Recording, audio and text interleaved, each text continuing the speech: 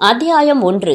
புதிதாக பெயிண்ட் செய்யப்பட்ட police commissioner அலுவலகத்தின் கேட்டில் அந்த சாண்ட்ரோ மறிக்கப்பட்டது. துப்பாக்கியை தழைத்து செக்யூரிட்டி காருக்குள் குனிந்து பார்த்தார். டிரைவிங் சீட்டில் இருந்த மாதவன் தன் அடையாள அட்டையை காண்பித்தான். பக்கத்து இருக்கையில் திவாகர் தன்னுடையதையும் காண்பித்தான். செக்யூரிட்டி விரைப்பாகி சல்யூட் அடித்தான். கேட்டுகளை விரித்தான். சாண்ட்ரோ மழை நனைந்த பாதையில் நடந்து பார்க்கிங் பகுதியில் நின்றது. மாதவனின் செல்போன் ஒலித்தது. கட்டை விரலால் அழுத்தினான். எங்கிருந்து வருகிறது என்று எண் தெரிந்தது. புருவங்களை உயர்த்தி, என் பெண்டாட்டி என்றான். ஹாய் டார்லிங், லஞ்சுக்கா? சந்தேகம்தான். இப்பொழுது கமிஷனர் ஆபீஸில் நுழைந்து கொண்டிருக்கிறோம். எத்தனை நேர வேலை எப்போது முடியும் என்று தெரியாது. நீ சாப்பிட்டு விடு. ஆமாம், என்னுடன் தான் இருக்கிறான். பேசுகிறாயா என்று போனை திவாகரிடம் கொடுத்தான். ஹாய் என்றான் திவாகர். மறுமுனையில் என்ன சொல்லப்பட்டது என்று தெரியவில்லை. திவாகர் வெடித்து சிரித்தான். அதை மறக்க மாட்டேன் என்றான். சரி, மாலையில் வருகிறேன் என்று போனை அணைத்து மாதவனிடம் நீட்டினான். அப்படி சிரிக்கும்படி அவள் என்ன சொன்னாள் என்று கேட்க வேண்டும் போல் மாதவனுக்கு ஒரு பக்கம் துடிப்பாய் இருந்தது. திவாகராக சொல்கிறானா பார்ப்போம் என்று காத்திருந்தான். போகலாமா என்று திவாகர் கதவு திறந்து இறங்கினான். கான்ஃபரன்ஸ் அறை களை கட்டி இருந்தது. ஸ்லைடு ப்ரொஜெக்டர் ஒன்று ஏற்பாடு செய்யப்பட்டிருந்தது. ஒரு இன்ஸ்பெக்டர், ஒரு சப் இன்ஸ்பெக்டர், கமிஷனர், அவரது உதவியாளர். வணக்கம் என்றார் கமிஷனர்.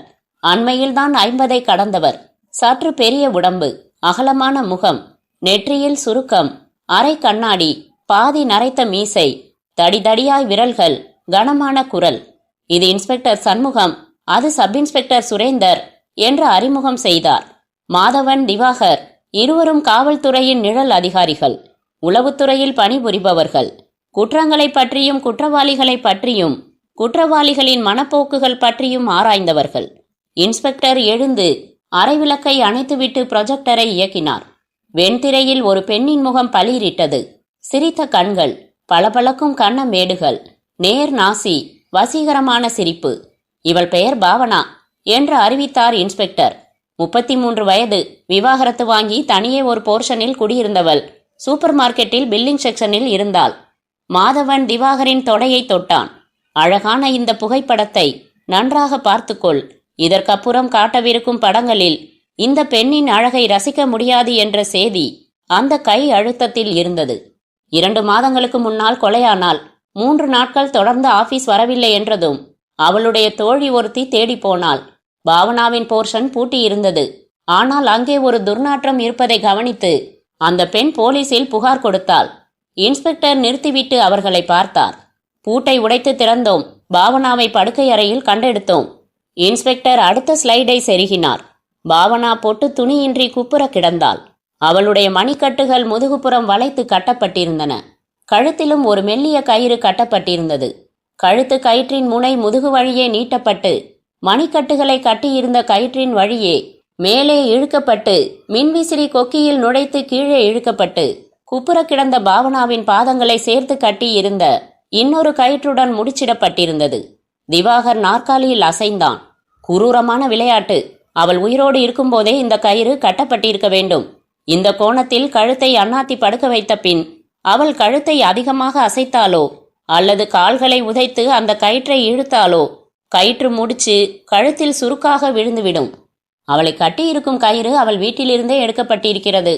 அவள் வழக்கமாக துணிகளை உலர்த்தும் நைலான் கயிற்று கொடி அறுக்கப்பட்டு அந்த கயிற்றை வைத்தே பாவனாவை கட்டியிருக்கிறான் கொலைகாரன் என்றார் இன்ஸ்பெக்டர். கைரேகைகள்? வந்தவனுடைய கைரேகை தப்பித்தவறி பட்டிருக்கக்கூடிய பகுதிகள் எல்லாமே ஒரு ஈரத்துணியால் துடைக்கப்பட்டிருந்தன. PM report? போஸ்ட்மார்ட்டத்தில் அவள் தொண்டை நெரிக்கப்பட்டு மூச்சு முட்டி இறந்ததாக டாக்டர்கள் கருதினார்கள். உயிரோடு இருந்தபோது குரூரமாக அவள் கற்பழிக்கப்பட்டிருக்கிறாள்.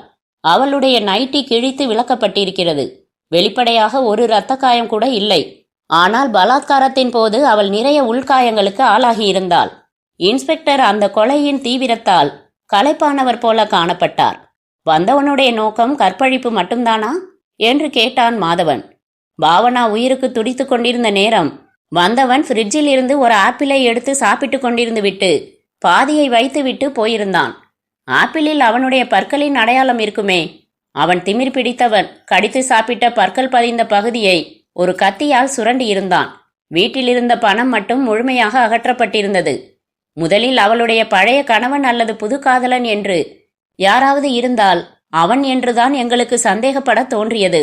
இரண்டாவது கொலை எங்கள் கவனத்திற்கு வரும் வரை பாவனாவின் கொலை தொடர்பான மற்ற ஸ்லைடுகளையும் இன்ஸ்பெக்டர் போட்டு காட்டி முடித்து தேநீர் சாப்பிட்டு இடைவேளை முடித்துக்கொண்டு இரண்டாவது செட் ஸ்லைடுகள் எடுத்தார். அடுத்த பெண்ணிற்கு 30 நெருங்கிய வயது இருக்கலாம். அழகு என்று வர்ணிக்க முடியாத போதிலும் ஒரு வசீகரம் இருந்தது. இவள் பெயர் சுதா. இவளும் விவாகரத்து வாங்கிய பெண். ஆனால் 15 நாட்களில் அவளுக்கு மறுமணம் நடக்கவிருந்தது. பேங்க் ஆபீசர் கார் வைத்திருந்தால் இவளும் ஆபீஸிற்கு திடீரென்று வருவது நின்று போனதும் சந்தேகம் வந்து இவளை மணக்கவிருந்தவன் வீட்டிற்கு போயிருக்கிறான். வீட்டு கதவு பூட்டியிருந்தது. ஆனால் காரை நிறுத்தும் கேரேஜின் கதவு பூட்டப்படவில்லை. அதை திறந்தால் ஸ்லைடு போடப்பட்டது. கேரேஜில் காருக்கும் முன்சுவருக்கும் இடைப்பட்ட பகுதியில் அவள் குப்புற கிடந்தாள் நிர்வாணமாக. அவளுடைய கைகளும் பின்புறம் வளைக்கப்பட்டு இருந்தன. மணிக்கட்டுகள் கட்டப்பட்டிருந்தன. கழுத்தை சுற்றி நீண்ட கயிறு அந்த மணிக்கட்டுகள் வழியே இழுத்து மேலே ஒரு கொக்கியில் செருகப்பட்டு பாதங்கள் வரை இழுக்கப்பட்டிருந்தது. அதே கதை வசனம் என்றார் இன்ஸ்பெக்டர் சற்றே சலிப்புடன். சுதாவின் உடல் முழுவதும் கிரீஸ் கரைகள். காலேஜிலேயே அவளை புரட்டி புரட்டி பலாத்காரம் செய்யப்பட்டிருந்தாள். அவள் கடைத்தெரு போய்விட்டு வந்ததற்கு அடையாளமாக காரில் சில பாலித்தீன் கவர்களில் மளிகை சாமான்கள், உணவுப் பொருட்கள் எல்லாம் இருந்தன. ஒரு பிஸ்கட் பாக்கெட்டை உடைத்து அவன் தின்று கொண்டிருந்தான் என்பதும் தெரிந்தது. பாலித்தீனில் கைரேகை சுலபமாக பதியுமே என்றான் திவாகர். ஒரு ரேகை கூட கிடைக்கவில்லை. சுதாவின் ஹேண்ட்பேக் கவிழ்க்கப்பட்டு பர்ஸை மட்டும் காலி செய்திருந்தான். அவன் அவளுடன் காரில் வந்திருக்கலாமா என்பதை பார்த்தீர்களா? இருக்காது என்றார் இன்ஸ்பெக்டர். கேரேஜில் ஒரு மூலையில் பழைய பாலிமர் ட்ரம் ஒன்று இருந்தது. அதற்குள் அவன் உட்கார்ந்திருந்த அடையாளம் இருந்தது. யூ மீன் அவனுடைய ஷூக்களின் அளவு 9 லெதர் ஷூ அணிந்திருக்க வேண்டும். ஷூவின் அடிப்பாகம் ட்ரம்மின் அடி ஈரத்தில் பதிந்திருந்ததை வைத்து அவன் சுமார் 75 கிலோ எடையுள்ளவனாக இருக்க வேண்டும் என்று கண்டுபிடிக்கப்பட்டுள்ளது. சுதா வருவாள் என்று தெரிந்து அவன் கேரேஜில் அவளுக்காக காத்திருந்தான் என்று நினைக்கலாமா? காத்திருந்த நேரத்தில் அவன் சும்மா இல்லை. கேரேஜில் தட்டுமுட்டு சாமான்களோடு கிடந்த கோணிப்பைகளை எடுத்து அவற்றை தைக்கும் கயிறுகளை மட்டும் விலக்கி எடுத்திருக்கிறான். 1 மீட்டர் 1.5 மீட்டர் என்று இருந்த கயிறுகளையெல்லாம் ஒன்றோடொன்று இணைத்து நீளமான கயிறாக்கி இருந்தான். கேரேஜில் இருந்து நேரடியாக வீட்டிற்குள் போய்விட இன்னொரு கதவு இருக்கிறது. அந்த கதவு வழியே சுதா போக பார்த்த போதுதான் அவன் மடக்கி இருக்கிறான். ஸ்லைடுகள் வெவ்வேறு கோணத்தில் சுதாவையும் கார் நிறுத்தும் பகுதியையும் காட்டின. சுதா சத்தம் செய்யக்கூடாது என்ற பயத்தில் அவன் ஒரு அகலமான பிளாஸ்டரை அவள் வாய்க்கு குறுக்கே ஒட்டி இருக்கிறான். வேலை முடிந்ததும் அதை பீத்து எடுத்திருக்கிறான். பிளாஸ்டரி பீக்கப்பட்ட அடையாளமாக அதன் வெள்ளை பசையின் அடையாளம் அவள் முகத்தில் இருந்தது. ஸ்லைடுகள் அணைக்கப்பட்டன. ப்ரொஜெக்டர் ஓய்ந்தது. விளக்குகள் எரிந்தன. கமிஷனர் சின்ன இடைவெளி கொடுத்து பேசினார். நகரத்தில் ஒரு பீதி பரவிவிட்டது. தனியே இருக்கும் பெண்களுக்கு பேராபத்து என்று சில அவசர பத்திரிகைகள் அச்சுறுத்திவிட்டன. கொலை நடந்த இடங்களுக்கு ஒரு முறை நாங்கள் போக வேண்டும் என்றான் மாதவன். அத்தியாயம் 2. அவள் இறங்கிய அதே ஸ்டாப்பிங்கில் அவனும் பஸ்ஸில் இருந்து இறங்கினான். தெரு விளக்குகள் அடர்ந்த மரங்களால் திரையிடப்பட்டிருந்தன. அவளை போகவிட்டு அவன் பெட்டிக்கடையில் சிகரெட் வாங்கி கொண்டான். புடவையை இழுத்து போர்த்தி அவள் தெருமுனையில் திரும்பியதும் புகையை நாசித்வாரங்கள் வழியே ஜெட்களாக வெளியே தள்ளி அவன் அந்த திசையில் நடந்தான். அவன் தெருமுனை திரும்பிய நேரம் அவள் தன் வீட்டு கேட் திறந்து உள்ளே நுழைந்திருக்கிறாள். அந்த காம்பவுண்டிற்குள் 4 வீடுகள். ஒட்டி பிறந்த இரட்டையர்கள் போல 2 அந்த போர்ஷன்கள் பிரிந்திருந்தன என்பதை அவன் கவனித்திருந்தான். காம்பவுண்டை தாண்டும் போது வெகு இயல்பாக திரும்பி பார்த்தான். அவள் தன் போர்ஷனுக்குள் நுழைவதை அவனால் பார்க்க முடிந்தது. ஆனால் அவன் நிற்கவில்லை. கடைசி போர்ஷன் அவளுடையதை ஒட்டி இருந்த இன்னொரு போர்ஷனில் ஆட்கள் வெளியூர் போயிருக்க வேண்டும். 2 நாட்களாக பூட்டு தொங்குகிறது. அவன் நிற்காமல் நடந்தான். அன்றிரவு அந்த வீட்டிற்குள் எந்த வழியில் நுழைய வேண்டும் என்பதை மனதில் திட்டமிட்டு கொண்டே சிகரெட்டை கீழே போட்டான். நசுக்கி பாழாக்கினான். அத்தியாயம் 3. அந்த வீட்டில் துர்வாடை இன்னும் நீங்கவில்லை. ஹாலில் 14 அங்குல வண்ண தொலைக்காட்சி உறங்கியது. 2 ஜதை பெண் செருப்புகள் சுவரோரம் கிடந்தன. ஒயர் பின்னிய சோஃபாக்களில் ஒட்டடை சேர்ந்திருந்தது. கடிகாரத்தின் வினாடி முள் காலாவதியான பேட்டரி காரணமாக இடம்பெயர முடியாமல் நொண்டியடித்துக் கொண்டிருந்தது. ஜன்னல்களில் மலிவு துணியில் திரைகள் தொங்கின. படுக்கை அறையில் சாக்பீஸ் கோடுகள், போலீஸின் குறியீடுகள். கட்டிலில் சணல் மெத்தை சற்று சரிந்திருந்தது. இதோ பாவனா இந்த கோணத்தில்தான் கிடந்தாள் என்றார் இன்ஸ்பெக்டர் சண்முகம். தன் மீசை காணாமல் போய்விடவில்லையே என்று அவ்வப்போது தொட்டு பார்த்து கொள்வது போல தோன்றினார். பாவனா இறப்பதற்கு முன் போராடிய அடையாளம் ஏதாவது இருந்ததா? என்றான் மாதவன் சூழ்நிலையை கவனித்துக் கொண்டே. இல்லை, அவள் உடலில் 1-2 கீறல்கள் இருந்ததை தவிர எதிரியை அவள் பிராண்டியதற்கு அடையாளமாய் அவள் நகங்களில் எந்த தோல் துணுக்கும் இல்லை. 2 வாய்ப்புகள் என்றான் திவாகர். எத்தனை எதிர்த்தாலும் சமாளிக்க முடியாத அளவிற்கு அவன் சக்தி வாய்ந்தவனாக இருக்க வேண்டும், அல்லது போராடுவதை விட பணிந்து போவதே புத்திசாலித்தனம் என்று பாவனா நினைத்திருக்க வேண்டும். அந்த படுக்கையறையுடன் இணைந்திருந்த பாத்ரூம் கதவை திறந்தான் திவாகர். சதுரமான சிறிய பாத்ரூம். அதன் கூரைக்கு கீழே எக்ஸாஸ்ட் விசிறி பொருத்துவதற்காக வைக்கப்பட்ட ஜன்னல் திறப்பின் கண்ணாடி உடைத்து எடுக்கப்பட்டிருந்தது. கண்ணாடி முற்றிலும் உதிராமல் ஜன்னலின் மரச்சட்டங்களின் ஓரங்களில் சின்ன சின்ன சில்லுகளாக பாக்கி இருந்தது. கண்ணாடி நீக்கப்பட்ட அந்த சதுரத்தை திவாகர் பார்த்தான். 2வதாக கொல்லப்பட்டாலே சுதா. அவள் வீட்டிலும் ஜன்னல் சதுரத்தை பெயர்த்துதான் வீட்டிற்குள் நுழைந்திருக்கிறான்.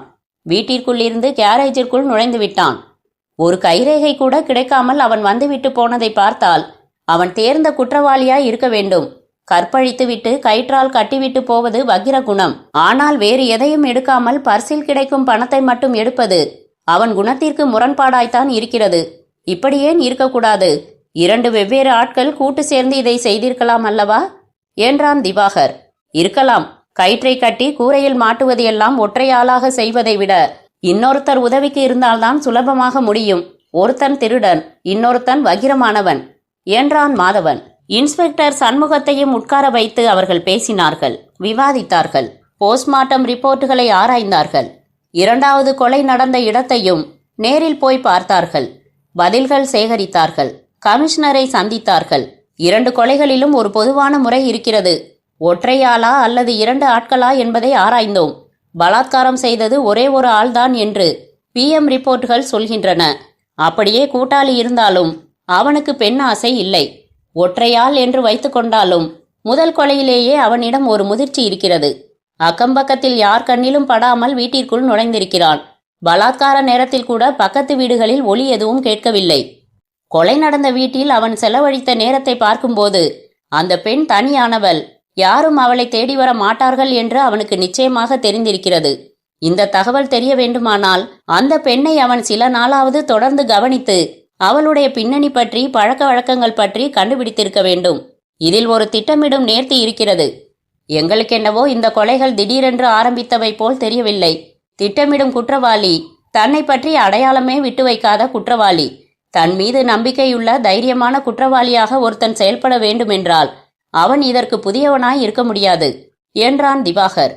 குற்றவாளிக்கு 20 - 30 வயதுக்குள் இருக்கும். தனியே வசிப்பவன், யாருடனும் அதிகம் கலந்து பழகாதவன், 1.5 அடி சதுர ஜன்னலில் நுழையக்கூடிய அளவு மெல்லிய உடல் கொண்டவன், 9ஆம் நம்பர் ஷூ அணியும் கால்கள் என்பதால் 5.5 அடி உயரம் இருக்கலாம். வலுவானவன், துல்லியமான திட்டங்கள் போடுவதை பார்த்தால் எல்லாவற்றிலும் கவனம் செலுத்துபவன். இதையெல்லாம் குறிப்பிட்டு மற்ற மாவட்டங்களிலும் மற்ற மாநில போலீசாரையும் விசாரிப்போமே என்றான் மாதவன். உடனே ஏற்பாடு செய்கிறேன் என்றார் கமிஷனர். அத்தியாயம் 4. உன்னை டிராப் பண்ணிட்டு போகட்டுமா என்று கேட்டான் மாதவன். டிராப் செய்வதா? எங்கே? நான் உன்னுடன் வருகிறேன் நண்பா, உன் வீட்டிற்கு. மேகா கையால் ஒரு காஃபி சாப்பிட்டாக வேண்டும் எனக்கு என்று திவாகர் கார் கதவை சாத்தினான். தன் செல்போனை எடுத்து எண்களை ஒற்றினான். மேகா, திவாகர் பேசுகிறேன். உன் புருஷன் என்னை நைஸாக ஒதுக்க பார்க்கிறான். அப்படி ஒதுங்கி போகிற கண்ணியமெல்லாம் எனக்கு கிடையாது என்று அவனுக்கு சொல். இப்போது நேரே அங்கேதான் வருகிறோம். காஃபி மட்டும்தான் கிடைக்குமா, இல்லை வேறு ஏதாவது தருவாயா? மறுமுனையில் அவள் என்ன சொன்னாலோ மாதவனுக்கு தெரியாது. திவாகர் வெடித்து சிரித்தான். "We are on the way" என்றான். மாதவன் திவாகரையே பார்த்து கொண்டிருந்தான். மேகாவுக்கு அப்படி என்ன இவனிடம் கூடுதலாக பிடித்திருக்கும்? இவனுடைய செம்பட்டை முடியா, கருப்பு கண்களா, நேர்த்தியான மீசையா, அல்லது சிரிக்க சிரிக்க பேசும் சாதுரியமா? அண்மை காலமாக இந்த இருவருடைய கண்களும் சந்திக்கும் போது அதில் ஏதோ மயக்கமானதொரு பரிமாற்றம் இருப்பதை அவன் கவனித்தது நிஜமா, பிரமையா? "ஏய், என்ன யோசிக்கிறாய்?" என்று திவாகர் அவன் தொடையில் தட்டினான். மாதவன் திடுக்கிட்டு புன்னகைத்தான். "அந்த கொலைகளை பற்றி யோசித்தேன். கொலைகாரன் அடுத்து யாரை தாக்குவான்? 24 மணி நேரமும் போலீஸ்காரனாக இருக்காதே மாதவன்.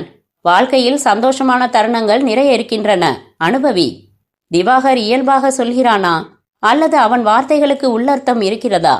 மேகா தன்னை பற்றி இவனிடம் ஏதாவது சொல்லி இருக்கிறாளா? "மாதவா, உன் உணர்ச்சியை உன் முகமே காட்டிக் கொடுத்துவிடும். இயல்பாக சிறியேன். திவாகர் உன்னுடைய எத்தனையோ வருட நண்பன். மேகாவை உனக்காக பேசி முடிவு செய்ததே அவன்தானே?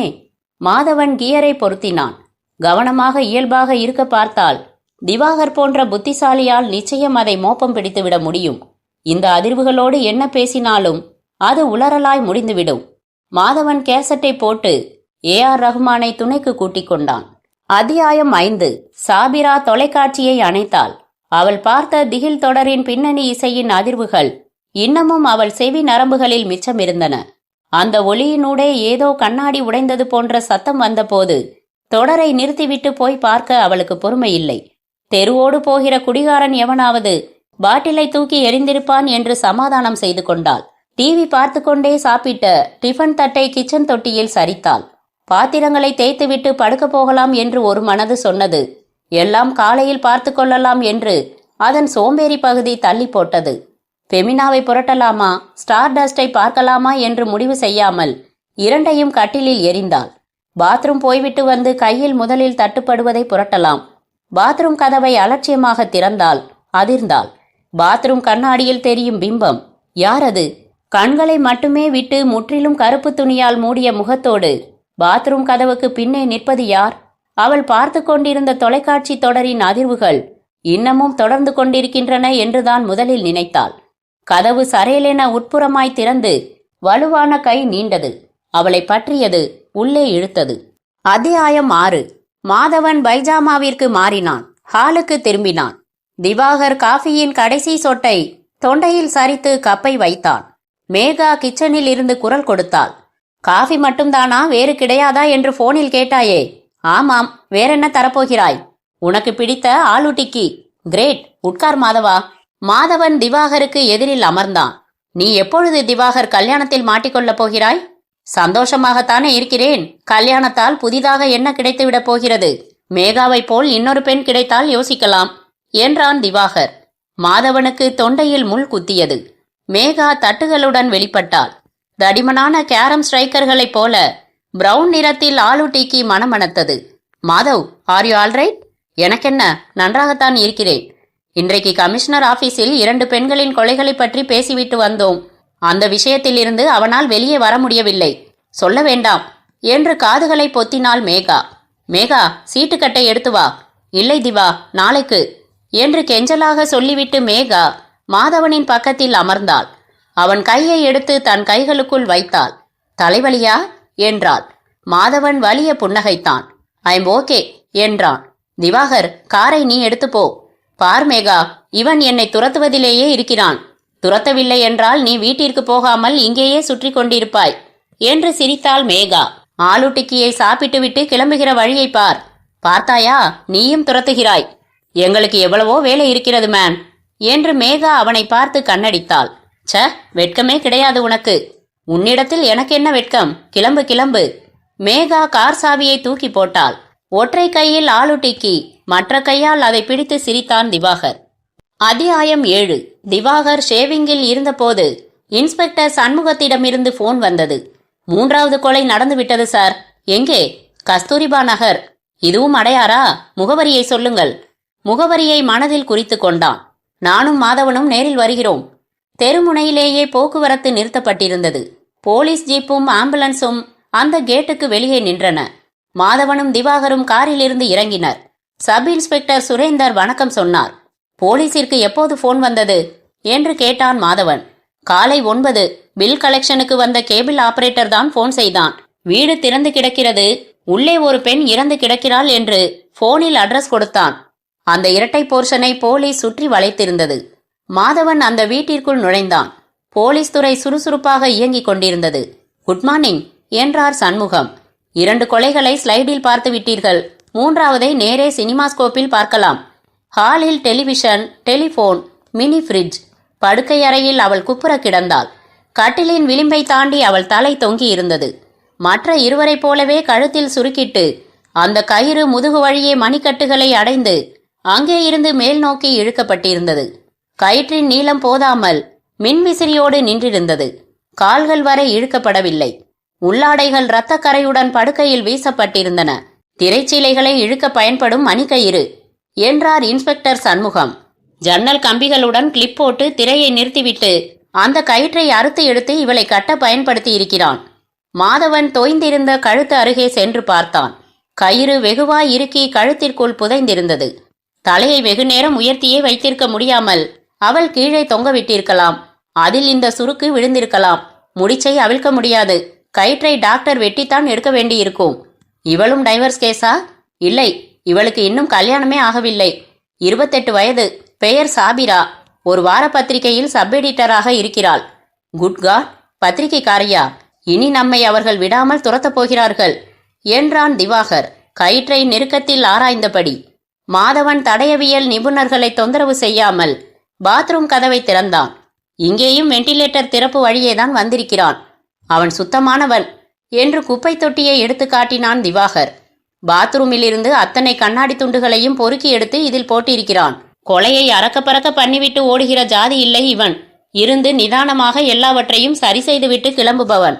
அப்படியும் சொல்ல முடியாது மாதவன் சார். இங்கே பாருங்கள். சண்முகம் பெட்ரூமை அடுத்திருந்த சிறு டிரெஸ்ஸிங் ரூமை திறந்து காட்டினார்.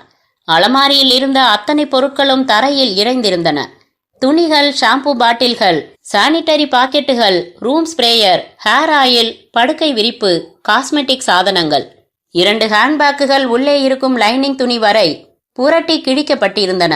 ஒரு நகைப்பெட்டி கவிழ்ந்து கிடந்தது. அதிலிருந்து 2 தங்க வளையல்கள் வெளியே சரிந்திருந்தன. அவனுக்கு நகைகளில் எப்போதும் ஆர்வம் இல்லை என்றான் திவாகர்.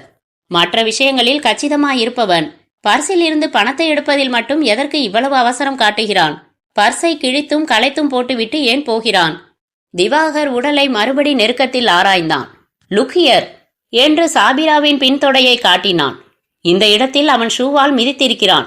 ஷூ முனையின் ஒரு பகுதி அழுத்திய அடையாளம் தெரிகிறது. இன்ஸ்பெக்டரும் மாதவனும் நெருங்கி வந்தனர். மாதவன் அந்த அரைவட்ட அடையாளத்தை கவனமாக பார்த்தான். வலது ஷூவின் முன்முனை இது. ஷூவின் மற்ற பகுதி எப்படி பதியாமல் போயிற்று? Yes, now I get it. கயிற்றின் நுனியை மேலே மின்விசிறி கொக்கியில் கட்டுவதற்கு அவனுக்கு எட்டாமல் இவள் மீது ஏறி நின்றிருக்கிறான். ஷூ தடயம் விழக்கூடாது என்று ஒரு துணி போட்டு அதன் மீது ஏறி இருப்பான். கால் வழுக்கி ஷூவின் ஒரு நுனி மட்டும் பட்டிருக்கிறது. கவனித்திருந்தால் இதையும் சுத்தம் செய்திருப்பான். ஷூ கால்களோடு அவன் மிதித்த துணி இங்கே எங்கேயாவது தான் கிடக்க வேண்டும். கண்டுபிடியுங்கள். அடுத்த 90 நிமிடங்கள் வீட்டின் அத்தனை துணிகளும் புரட்டி பார்க்கப்பட்டன. வீசி எறிந்த பழைய துணிகள் கூட எடுத்து ஆராயப்பட்டன. அவன் அந்த துணியை கையோடு எடுத்து போயிருப்பான் என்று தோன்றுகிறது என்றார் சண்முகம். திவாகர் திடீரென்று படுக்கையை நெருங்கினான். சாபிரா கிடத்தப்பட்டிருந்த படுக்கை விரிப்பை அப்படியே உயர்த்தி உள்புறத்தை புரட்டி பார்த்தான். அவன் முகத்தில் புன்னகை விரிந்தது. இதோ என்றான். சாபிராவின் நிர்வாண உடம்பின் மீது அந்த விரிப்பை அப்படியே புரட்டி போட்டு வந்தவன் மிதித்து ஏறி இருக்க வேண்டும். காரியம் முடிந்ததும் விரிப்பை பழையபடி படுக்கை மீது புரட்டிவிட்டு போயிருக்கிறான். தன்னுடைய கைரேகை ஒன்று கூட சிக்கிவிடக் கூடாது என்பதில் கவனமாயிருப்பவன் ஷூ தடத்தை 2 கொலைகளில் விட்டுவிட்டு போயிருக்கிறான் என்பதில் ஒரு அலட்சியம் இருந்தது. போலீசின் ஆரம்ப சடங்குகள் முடிந்து சாபிராவின் உடல் ஸ்ட்ரெச்சருக்கு மாற்றப்பட்டது. திவாகரும் மாதவனும் தங்கள் ஆராய்ச்சிகளை தொடர்ந்தார்கள். நாற்காலியை முன்னும் பின்னுமாக ஆட்டிக்கொண்டே மாதவன் பேசினான். சாபிராவின் உடல் மீது ஏறி நின்று ஃபேன் வளையத்திற்குள் அவன் கயிற்றை எரிந்திருப்பதை வைத்து கணக்கிட்டதில் அவன் உயரத்தை நாம் கணிக்க முடிந்தது. 5 அடி 4.5 அங்குலம். ஏற்கனவே சுதா வீட்டில் கிடைத்த ஷூ தடத்தோடு இன்று கிடைத்த ஷூ தடயம் ஒத்துப்போகிறது. 2 இடத்திலும் செயல்பட்டவன் ஒரே ஆள்.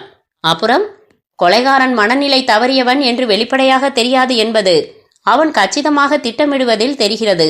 ஆனால் அவன் பெண்களால், முக்கியமாக பணத்தை பர்சில் சுமக்கும் பெண்களால் எந்த விதத்திலோ வெகு ஆழமாக பாதிக்கப்பட்டிருக்கிறான். அதுவும் தனியே வாழும் பெண்களால்.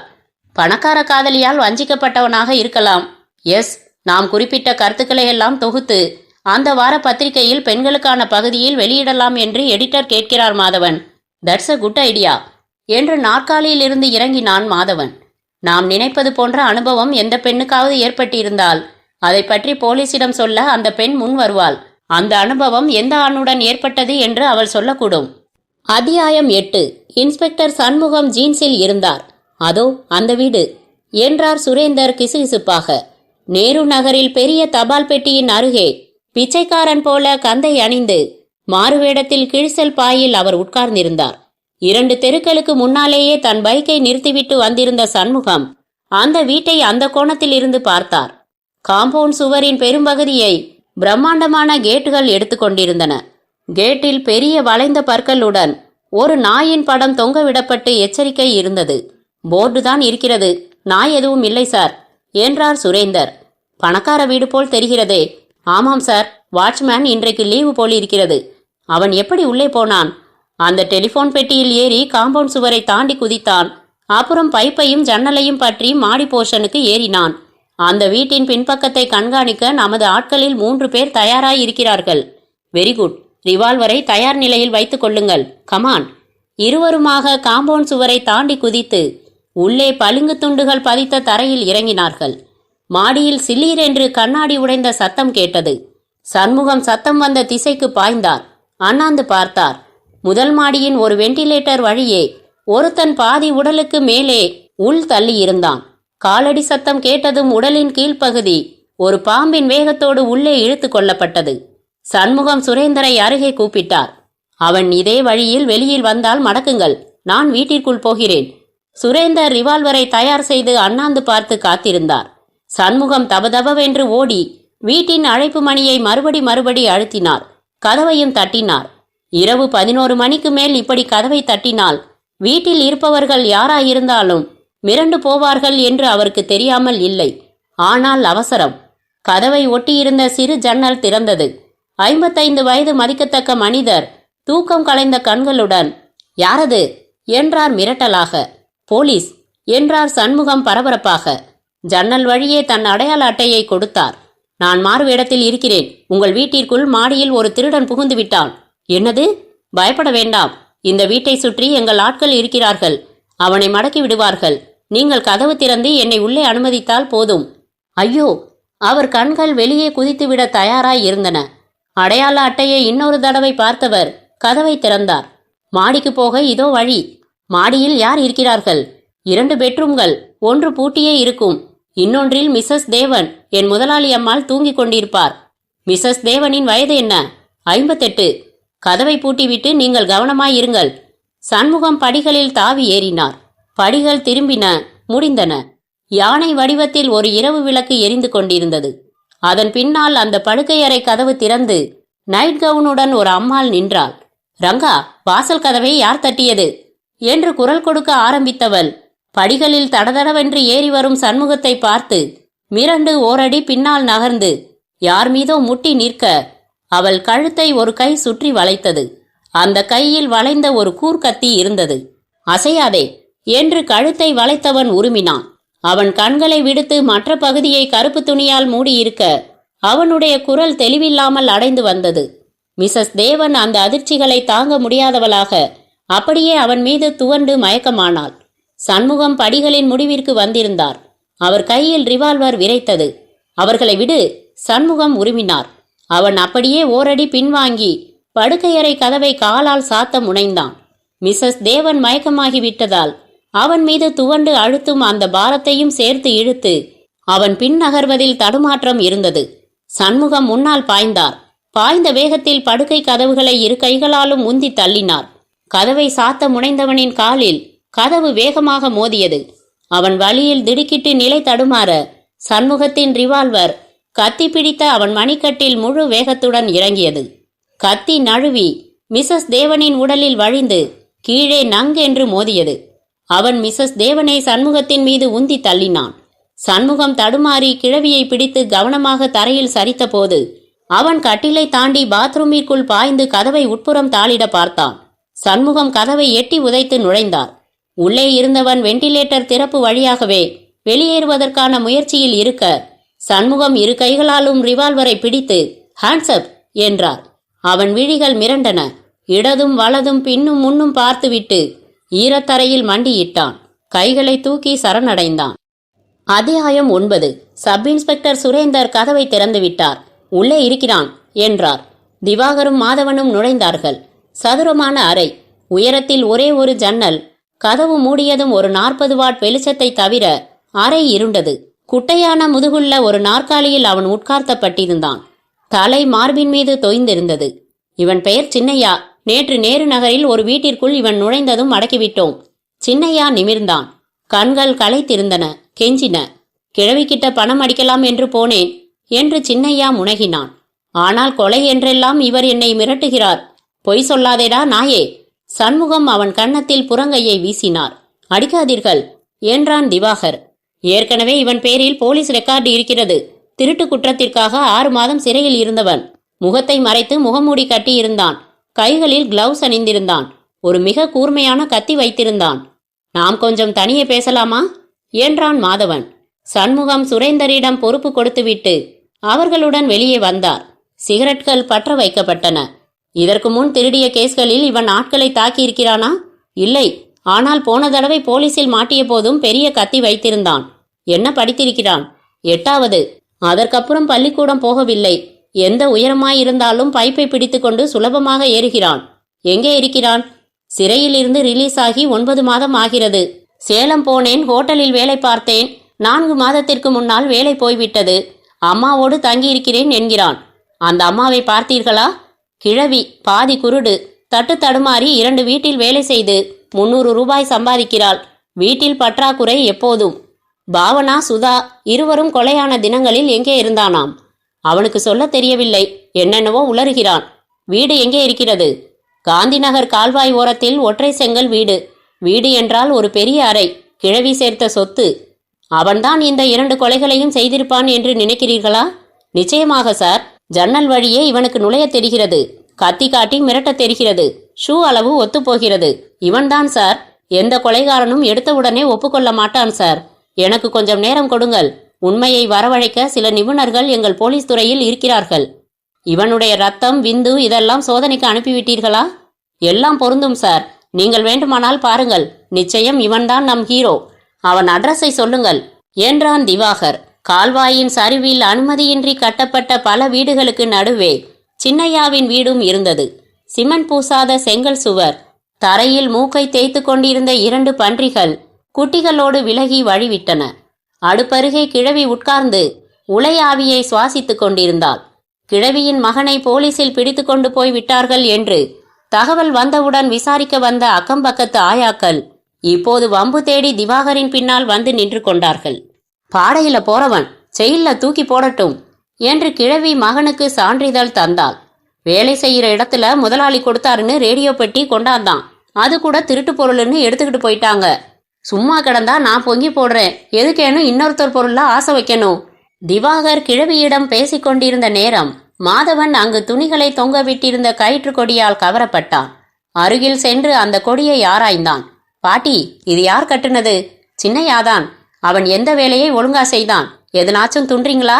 காவி தண்ணி தரட்டுமா? வேண்டாம் பாட்டி. திவாகர், நான் காரில் வெயிட் பண்ணுகிறேன் என்று மாதவன் வெளியேறினான்.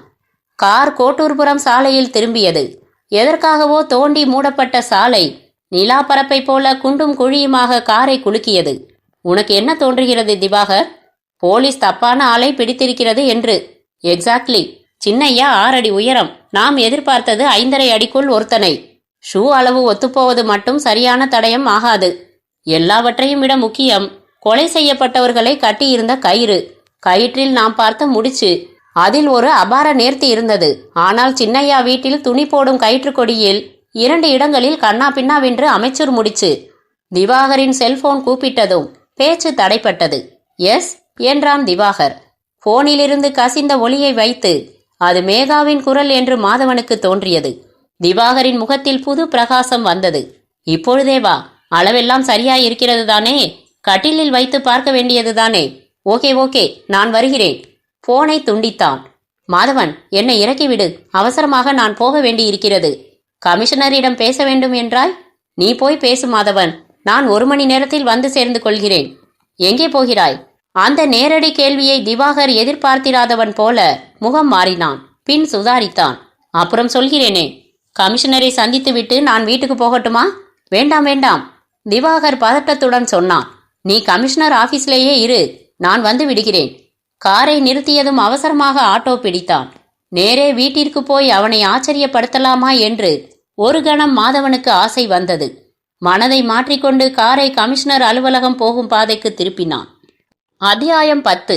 மாதவனின் வீட்டு வாசலில் அந்த டெம்போ நின்றிருந்தது. திவாகர் ஆட்டோவிலிருந்து இறங்கினான். மேகா அவனை எதிர்கொண்டாள். சாரி திவாகர், ரொம்ப பிஸியாக இருந்தாயா? கமிஷனர் ஆபீஸிற்கு போய்க் கொண்டிருந்தோம் என்றான் திவாகர். வண்டி ஏன் நிற்கிறது? இன்னும் இறக்கவில்லையா? இல்லை, கபகபவென்று 4 தடியன்களை வீட்டிற்குள் அனுமதிக்க யோசனையா இருந்தது. அதனால்தான் உன்னை கூப்பிட்டேன். மாதவனுக்கு தெரியுமா? எங்கே போகிறாய் என்று கேட்டான். நான் சரியாக பதில் சொல்லவில்லை. திவாகர் பேசிக்கொண்டே படுக்கை அறைக்குள் நுழைந்தான். கட்டிலில் இருந்து பழைய பஞ்சு மெத்தைகள் சுருட்டி எடுத்து ஒரு பக்கம் வைக்கப்பட்டிருந்தது. இதை என்ன செய்யட்டும்? நைந்து போய் ஷேப் இல்லாமல் போய்விட்டதே. ஏதாவது முதியோர் இல்லத்திற்கு அனுப்பிவிடு. புது ஃபோம் மெத்தைகளை கொண்டு வரச் சொல். மெத்தைகள் வண்டியிலிருந்து இறக்கப்பட்டன. கட்டிலில் கொண்டு வந்து பொருத்தப்பட்டன. மேகா பீரோவிலிருந்து புதிய படுக்கை விரிப்புகளை எடுத்தாள். மெத்தைகளின் மீது விரித்து திவாகர் சரி செய்தான். டெம்போ வண்டியில் பழைய மெத்தைகளை ஏற்றி முதியோர் இல்லத்தில் இறக்கச் சொன்னான். கட்டிலில் வந்து அமர்ந்தான். குதிரை மீது பயணம் செய்பவன் போல எழுந்து எழுந்து அமர்ந்தான். மெத்தையை அழுத்தி பார்த்தான். நன்றாயிருக்கிறது, ஆனால் ரொம்ப உணர்ச்சி வசப்பட்டு விடாதே. ஃபேனில் தூக்கி அடித்து விடப் போகிறது. சீப்போ ராஸ்கல் என்று மேகா கன்னம் சிவந்தாள். மாதவனுக்கு தெரிந்தால் திட்டப்போகிறார். எதற்கு? எங்கள் திருமண நாளுக்கு நீ ஏன் மெத்தை வாங்கித்தர நான் ஒத்துக்கொண்டேன் என்று. மாதவன் தான் என்னுடைய க்ளோசஸ்ட் நண்பன் மேகா. அவனுக்கு செய்யாமல் யாருக்கு செய்ய போகிறேன்? ஆனால் ராத்திரிக்குள் அவசரப்பட்டு சொல்லிவிடாதே. சர்ப்ரைஸாக வைத்திரு. ஒரு காஃபி கிடையாதா? நான் கமிஷனர் ஆபீஸிற்கு ஓட வேண்டும். மேகா கிச்சனுக்கு விரைந்தாள். அத்தியாயம் 11. அவன் தொலைக்காட்சிக்கு எதிரே உட்கார்ந்திருந்தான். இசைக்கோர்வை முடிந்து செய்திகள் துவங்கின. இந்தியா பாகிஸ்தான் நல்லுறவு என்று வழக்கமான பிளிரல்களுக்கு பிறகு 3 கொலைகள் செய்த கொலைகாரன் மாட்டினான் என்ற அறிவிப்பு வந்ததும் நிமிர்ந்து அமர்ந்தான். சோஃபாவுக்கு அடியிலிருந்து பூனைக்குட்டியை எடுத்து மடியில் வைத்து கொண்டான். பார்வை டெலிவிஷனில் குத்திட்டு நின்றது. தொலைக்காட்சியில் சின்னையாவின் மிரண்ட முகத்தை காட்டினார்கள். சென்னையில் கடந்த 80 நாட்களில் அடுத்தடுத்து நடந்த 3 கொடூரமான கொலைகளை செய்த சின்னையா என்பவனை சென்னை காவல்துறையினர் திட்டமிட்டு காத்திருந்து கைது செய்தனர். முதலில் அந்த கொலைகளுக்கும் தனக்கும் தொடர்பில்லை என்று சாதித்தவன் போலீசாரின் தொடர்ந்த விசாரணையில் பணிந்தான். பாவனா, சுதா, சாபிரா என்று தனியே வசிக்கும் 3 பெண்களையும் திட்டமிட்டு கொன்றது தான் என்று வாக்குமூலம் கொடுத்திருக்கிறான். 4வது கொலை நடக்கும் முன்பாக அவனை மடக்கி கைது செய்த இன்ஸ்பெக்டர் சண்முகத்தின் துணிச்சலை பாராட்டி தமிழ்நாடு அரசு அவன் வாய்விட்டு சிரித்தான். பூனைக்குட்டியை தன் முகத்துக்கு நேரே உயர்த்தி பிடித்தான். அதன் கண்களுக்குள் பார்த்தான். யார் இந்த சின்னையா? சுவரேறி குதிக்கிறவனையெல்லாம் கொலைகாரன் என்று முடிவு பண்ணி விடுவார்களா இந்த ஊரில்? வேடிக்கை என்றான். பூனைக்குட்டி பற்களை காட்டியது. அத்தியாயம் 12. கதவை திறந்ததும் மேகா ஓரடி பின்வாங்கினாள். தன் மூக்கையும் வாயையும் பொத்தி, குடித்திருக்கிறீர்களா என்றாள். ஒரு சின்ன பெக் என்றான் மாதவன் அகலமாக சிரித்து. மேகா தன்னை நிதானப்படுத்தி கொண்டாள். அவனை நெருங்கினாள். மாதவ், டைம் என்ன பார்த்தீர்களா? மணி 11:30. எனக்கு பசிக்கிறது. சீக்கிரம் குளித்துவிட்டு வாருங்கள். நீ இன்னும் சாப்பிடவில்லையா? உங்களுக்காக காத்திருக்கிறேன். நான் என்னென்னவோ ஆசைப்பட்டு கொண்டிருந்தேன். ப்ளீஸ் ஹரியப். 12 மணிக்கு நாம் பெட்ரூமில் இருந்தாக வேண்டும். 12 மணிக்கு? ஓ, நாளைக்கு தேதி 27ஆ? மாதவன் மேகாவின் 2வது திருமண நாள். ராத்திரி 12 மணிக்கு 27ஆம் தேதி பிறக்கும்போது நாம் பெட்ரூமில் இருக்க வேண்டும். Madhav, are you alright? ஏன் உங்கள் பேச்சு ஒரு மாதிரி இருக்கிறது? Nothing darling, nothing. இதோ குளித்துவிட்டு வருகிறேன். தயாராயிரு. மாதவன் பாத்ரூமிற்குள் நுழைந்தான். 11:58. டிஃபன் தட்டுகளை தள்ளிவிட்டு அவசரமாக கை கழுவி மாதவனை பிடித்து இழுத்துக்கொண்டு படுக்கை அறையை அடைந்தாள் மேகா. கடிகாரத்தின் 3 முட்களும் ஒன்றுடன் ஒன்று கலந்தபோது சரேல் என்று நாடகப்பாணியில் படுக்கையறை கதவை வீசி திறந்தாள். குபீரென்று உள்ளே இருந்து நறுமணம் அவர்களை மோதி பாய்ந்தது. மேகா மாதவனை கட்டிப்பிடித்து முத்தமிட்டு, many happy returns of the day என்றாள். Madhavan, wish you the same என்று பார்வையை திருப்பினான். வியந்தான். கட்டிலில் புது படுக்கை விரிப்பு. அதன் மீது முதலிரவுக்கு அலங்கரித்தது போல பூக்கள் பூக்கள் பூக்கள், ஊதுவத்தி புகை, பழங்கள், நீல நிறமான இரவு விளக்கு. ஏய், என்ன இது? திவாகரின் ஐடியா என்றாள் மேகா. அவனை இழுத்து கட்டில் அருகே நிறுத்தினாள். மெத்தையில் உட்கார்ந்து பாருங்களேன். அவன் தோள்களை பற்றி மெத்தையில் அமர்த்தினாள். மாதவனின் புருவங்கள் மேலேறின. புது மெத்தையா என்றான். ஃபோம் மெத்தை. சொல்லவே இல்லை. ஒரு சர்ப்ரைஸாக இருக்கட்டுமே என்றுதான். பழைய மெத்தை அங்கங்கே முண்டும் முடிச்சுமாய் இருப்பதை கவனித்துவிட்டு திவாகர் தான் மெத்தையை மாற்று என்றான். மாதவனுக்குள் தீ பற்றியது. பழைய மெத்தை அவனுக்கும் முண்டும் முடிச்சுமாய் இருந்திருக்கிறதா? இந்த ஃபோம் மெத்தையை ஆர்டர் பண்ணினது அவன்தான். இது டெலிவரி ஆகும்போது அவன் இருக்க வேண்டும் என்றுதான் மத்தியானம் அவனை கூப்பிட்டேன். ஓ! மாதவன் மெத்தையிலிருந்து எழுந்தான். மெத்தை நன்றாயிருக்கிறது என்று அவனிடம் சொல். அவன் மத்தியானமே மெத்தையை டெஸ்ட் பண்ணி பார்த்து விட்டான் என்றாள் மேகா. இந்த ஃபோம் மெத்தை அவனுடைய பரிசு. உனக்கா எனக்கா? என்ன மாதவ்? மேகா செல்லமாக அவன் மார்பில் குத்தினாள். நமக்கு என்று அவனை கட்டிலில் சாய்த்தாள். மாதவனுக்குள் ராட்டினங்கள் சுழன்றன. திவாகர், உனக்கு திருமணம் எப்போது? மேகாவைப் போல் இன்னொரு பெண் கிடைத்தால் யோசிக்கலாம். பழைய மெத்தை முண்டு முடிச்சுமாக இருப்பதால் மெத்தையை திவாகர் மாற்றச் சொன்னான். மெத்தையை மத்தியானமே டெஸ்ட் பண்ணி பார்த்து விட்டான். மாதவனுடைய பற்கள் கிட்டித்தன. மேகாவின் இதமான பாரம் அவனை நரகத்தில் தள்ளியது. திவாகரையும் இப்படித்தானே சாய்த்திருப்பாய்? அவளுடைய கழுத்தை வருடிய போது சட்டென்று இந்த குரல் வலையை பற்றி நெரித்தால் எப்படி இருக்கும்? புரட்டி குப்புற போட்டு கழுத்தில் ஒரு கயிற்றை கட்டி இருக்கினால், திவாகரை தழுவும் இந்த கைகளை பின்புறம் வைத்து கட்டி கழுத்து கயிற்றை அதன் வழியே இழுத்து மின்விசிறியில் கட்டிவிட்டால் இவள் துடிப்பாளா? முரண்டு பிடிப்பாளா? ஓய்ந்து போவாளா? மாதவன் தனக்குள் இன்னொரு மனம் ஏறுவதை திடுக்கிடலோடு உணர்ந்தான். மேகாவை முரட்டுத்தனமாக புரட்டி அவள் கழுத்தில் 2 கட்டை விரல்களையும் வைத்தபோது தொலைபேசி ஒலித்தது. தீயணைப்பு வண்டி அவன் மண்டைக்குள் புகுந்து விட்டது போன்ற அதிர்ச்சியுடன் மாதவன் நிலைக்கு வந்தான். கைகள் நழுவின.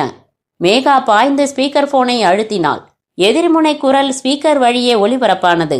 Hi, many happy returns of the day என்றது திவாகரின் குரல். தேங்க்யூ என்றாள் மேகா மைக்கில். மேகா, ஒரு தப்பு நடந்துவிட்டது. திவாகரின் குரல் சற்றே கிசுகிசுப்பாக மாறியது. மத்தியானம் வந்திருந்தபோது என் கிரெடிட் கார்டு மெத்தையில் நழுவி விட்டிருக்க வேண்டும். அதை காணவில்லை. கொஞ்சம் பார்க்கிறாயா? மாதவன் சட்டென்று மேகாவை பார்த்தான். அவள் முகத்தில் எந்த திடுக்கிடல் உணர்ச்சியும் வரவில்லை.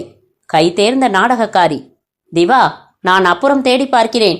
Right now we are busy என்று கலுக்கென்று சிரிப்பை உதிர்த்தாள். மாதவனை கூப்பிடு. அவனிடமும் நான் வாழ்த்தை சொல்லி விடுகிறேன். தேங்க்ஸ் திவாகர் என்றான் மாதவன் மைக்கில் குனிந்து. எல்லாவற்றையும் டெஸ்ட் பண்ணி பார்த்துவிட்டுத்தான் எனக்கு தருகிறாயாமே? மேகா சொன்னாள். அதற்காக ஸ்பெஷல் தேங்க்ஸ். என்னடா தேங்க்ஸ் என்று? ஏய், மேகா குறுக்கிட்டாள். எங்களுக்கு வேலை இருக்கிறது. பலவளவென்று பேசிக்கொண்டிருக்காதே. Good night. குட் நைட் என்று மறுமுனையில் திவாகர் சிரித்தான். எப்படி அவளால் திவாகரிடம் சற்றும் கூச்சமில்லாமல் இப்படி பேச முடிகிறது? மாதவனுக்குள் தீ கொதித்தது. அவனிடம் எல்லா வெட்கத்தையும் கடந்துவிட்டாள் என்பது உண்மைதானா? மாதவ்ஸ், என்ன யோசனை? உன்னை பற்றித்தான் என்று மாதவன் வலிய சிரித்து அவளை புரட்டினான்.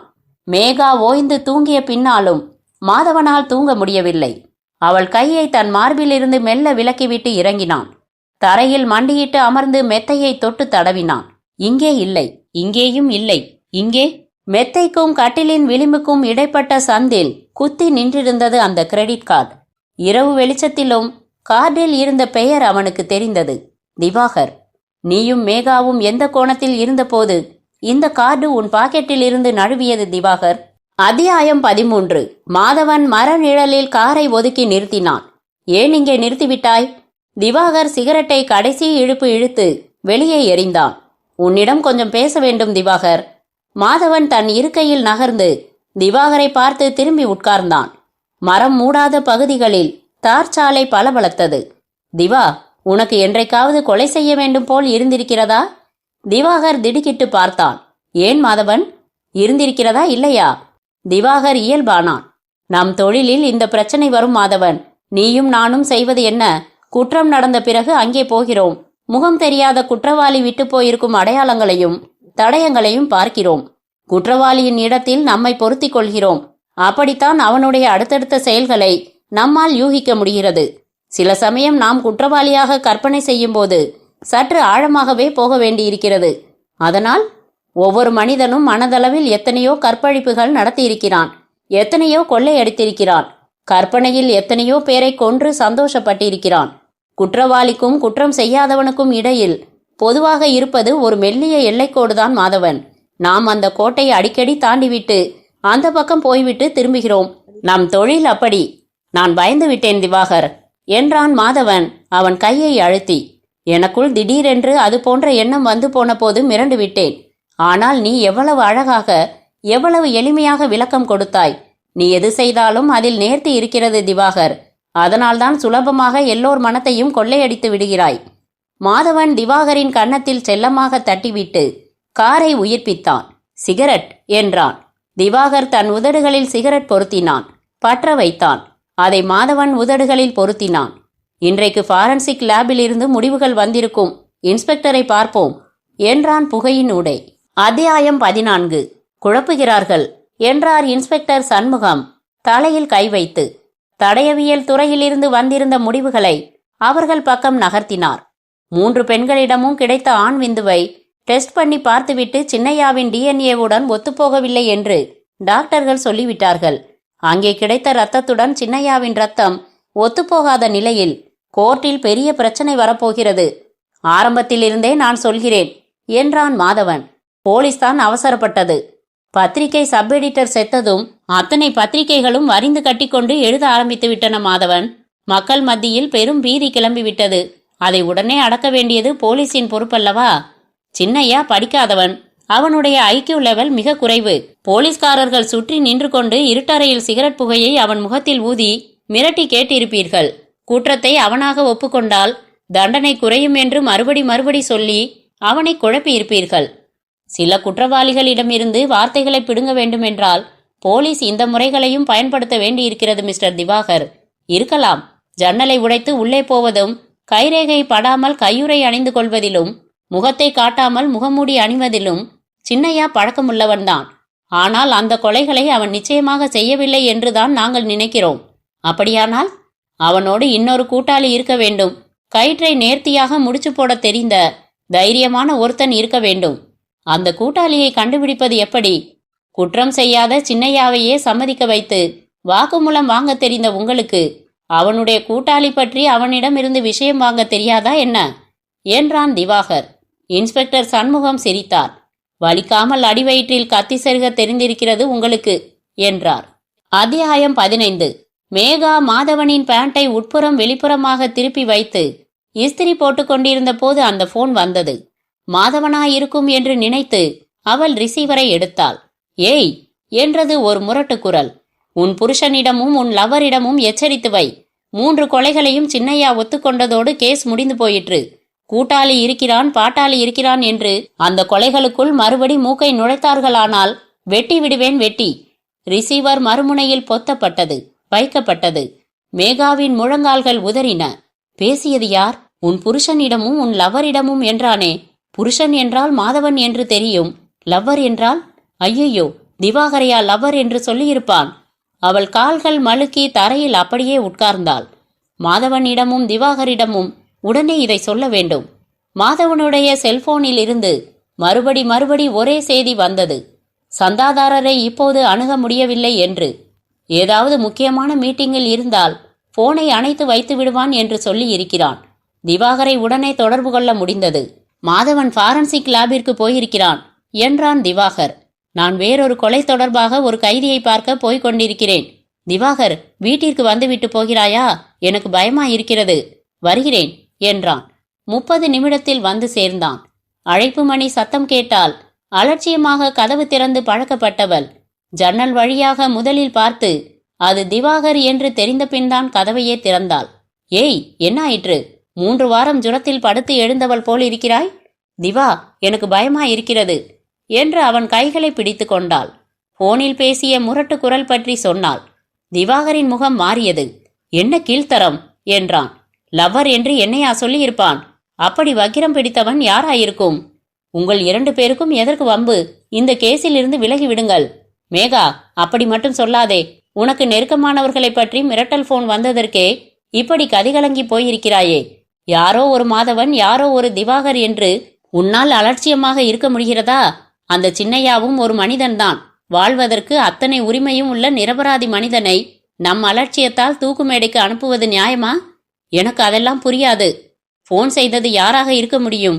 என்னையும் உன்னையும் மாதவனையும் தெரிந்தவர்கள்தான் நம் நெருக்கத்தை கண்டு வக்கிரமாக நினைத்திருக்க முடியும். அதுவும் உனக்கு போன் பண்ணி லவ்வர் என்று கீழ்த்தரமாக பேசுகிற அளவிற்கு யார் இருக்கிறார்கள்? திவா, எனக்கு தெரிந்ததெல்லாம் ஒன்றுதான். நீயும் மாதவனும் பத்திரமாயிருக்க வேண்டும். அவள் குரல் நடுங்கியது. நான் அவனை பார்க்கத்தான் போய்க் கொண்டிருக்கிறேன். அவனை பார்த்துவிட்டு அப்புறம் சிறைச்சாலைக்கு போகிறேன். அவசரத்தில் இல்லாவிட்டால் உன்னிடம் ஒரு காஃபி கேட்டிருப்பேன். வரட்டுமா? உன் கிரெடிட் கார்டு? அன்றைக்கு மாதவன் கொண்டு வந்து கொடுத்து விட்டான். படுக்கை விரிப்பை விரித்து குனிந்து சரி செய்த போது பாக்கெட்டில் இருந்து நழுவி விட்டது போல் இருக்கிறது. கதவை சாத்திக்கொள். திவாகர் அவளுக்கு உற்சாகமும் ஒரு புன்னகையையும் வழங்கிவிட்டு புறப்பட்டான். அத்தியாயம் 16. சில்லி என்று சிரித்தான் மாதவன். எவனோ கிண்டல் அடித்திருக்கிறான். மேகா அப்படி நினைக்கவில்லை என்றான் திவாகர் சற்றே கவலையுடன். எத்தனை சீரியல் கில்லர்களை நாம் பார்த்து விட்டோம். தொடர்கொலைகள் செய்பவர்கள் பொதுவாக மனநிலையில் பாதிப்பு உள்ளவர்கள். விபச்சாரிகளாக பார்த்து கொலை செய்பவன் ஒருத்தன், வேலைக்கு போகும் பெண்களாக பார்த்து கொலை செய்வான் ஒருத்தன், காலேஜ் பெண்ணாக பார்த்து கற்பழித்து கொள்வான் இன்னொருத்தன். இவர்களுக்கெல்லாம் ஆழ்மனதில் ஒரு குறிப்பிட்ட வர்க்கத்தின் மீது ஏதோ ஒரு தீராத வெறுப்பு இருக்கும். அப்படிப்பட்டவர்களை தேர்ந்தெடுத்து கொலை செய்வதுதான் குறிக்கோளாய் இருக்கும்.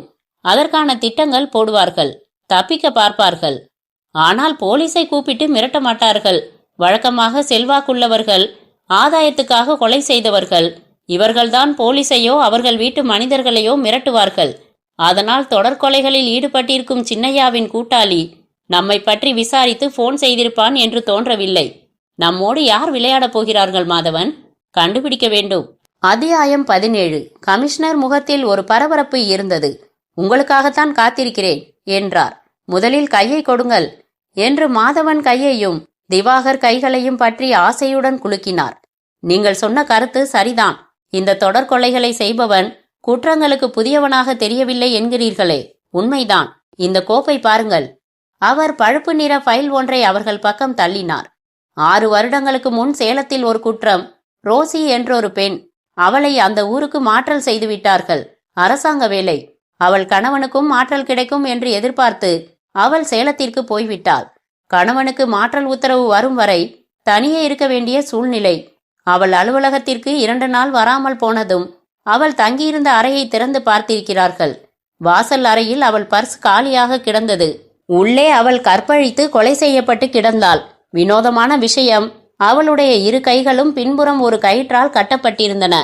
அவள் கால்களும் கட்டப்பட்டிருந்தன. துணி உலர்த்தும் இரும்பு கம்பி அவள் கழுத்தில் சுருக்கிட்டிருந்தது. அங்கேயும் எந்த கைரேகையும் கிடைக்கவில்லை. வேறு எந்த தடயமும் கிடைக்கவில்லை. வெகு நாட்களுக்கு காவல்துறை அந்த குற்றம் தொடர்பாக புலன் விசாரணை செய்து ஓய்ந்துவிட்டது. அந்த வழக்கை அப்படியே கிடப்பில் போட்டுவிட்டார்கள். அதை போன்ற குற்றம் அதற்கு பின்னும் நடக்கவில்லை. அதனால் காவல்துறைக்கு எந்த குறிப்பும் கிடைக்காமலே போய்விட்டது. 1 நிமிஷம் என்று குறுக்கிட்டான் திவாகர். அந்த ரோசியின் வீட்டிற்குள் குற்றவாளி எப்படி நுழைந்தான்? ஜன்னல்கள் உடைக்கப்படவில்லை, கதவுகள் நெம்பி திறக்கப்படவில்லை. அதனாலேயே ரோசிக்கு தெரிந்த யாரோதான் அவளால் உள்ளே அனுமதிக்கப்பட்டிருக்க வேண்டும் என்று காவல்துறை நினைத்தது. முதல் சந்தேகம் அவள் கணவன் மீதுதான் வந்தது. ஆனால் அவன் குற்றம் நடந்த நேரத்தில் சென்னையில் இருந்ததற்கான அழுத்தமான அலிபை இருந்ததால் அவனை சந்தேக பட்டியலில் இருந்து நீக்க வேண்டியதாயிற்று.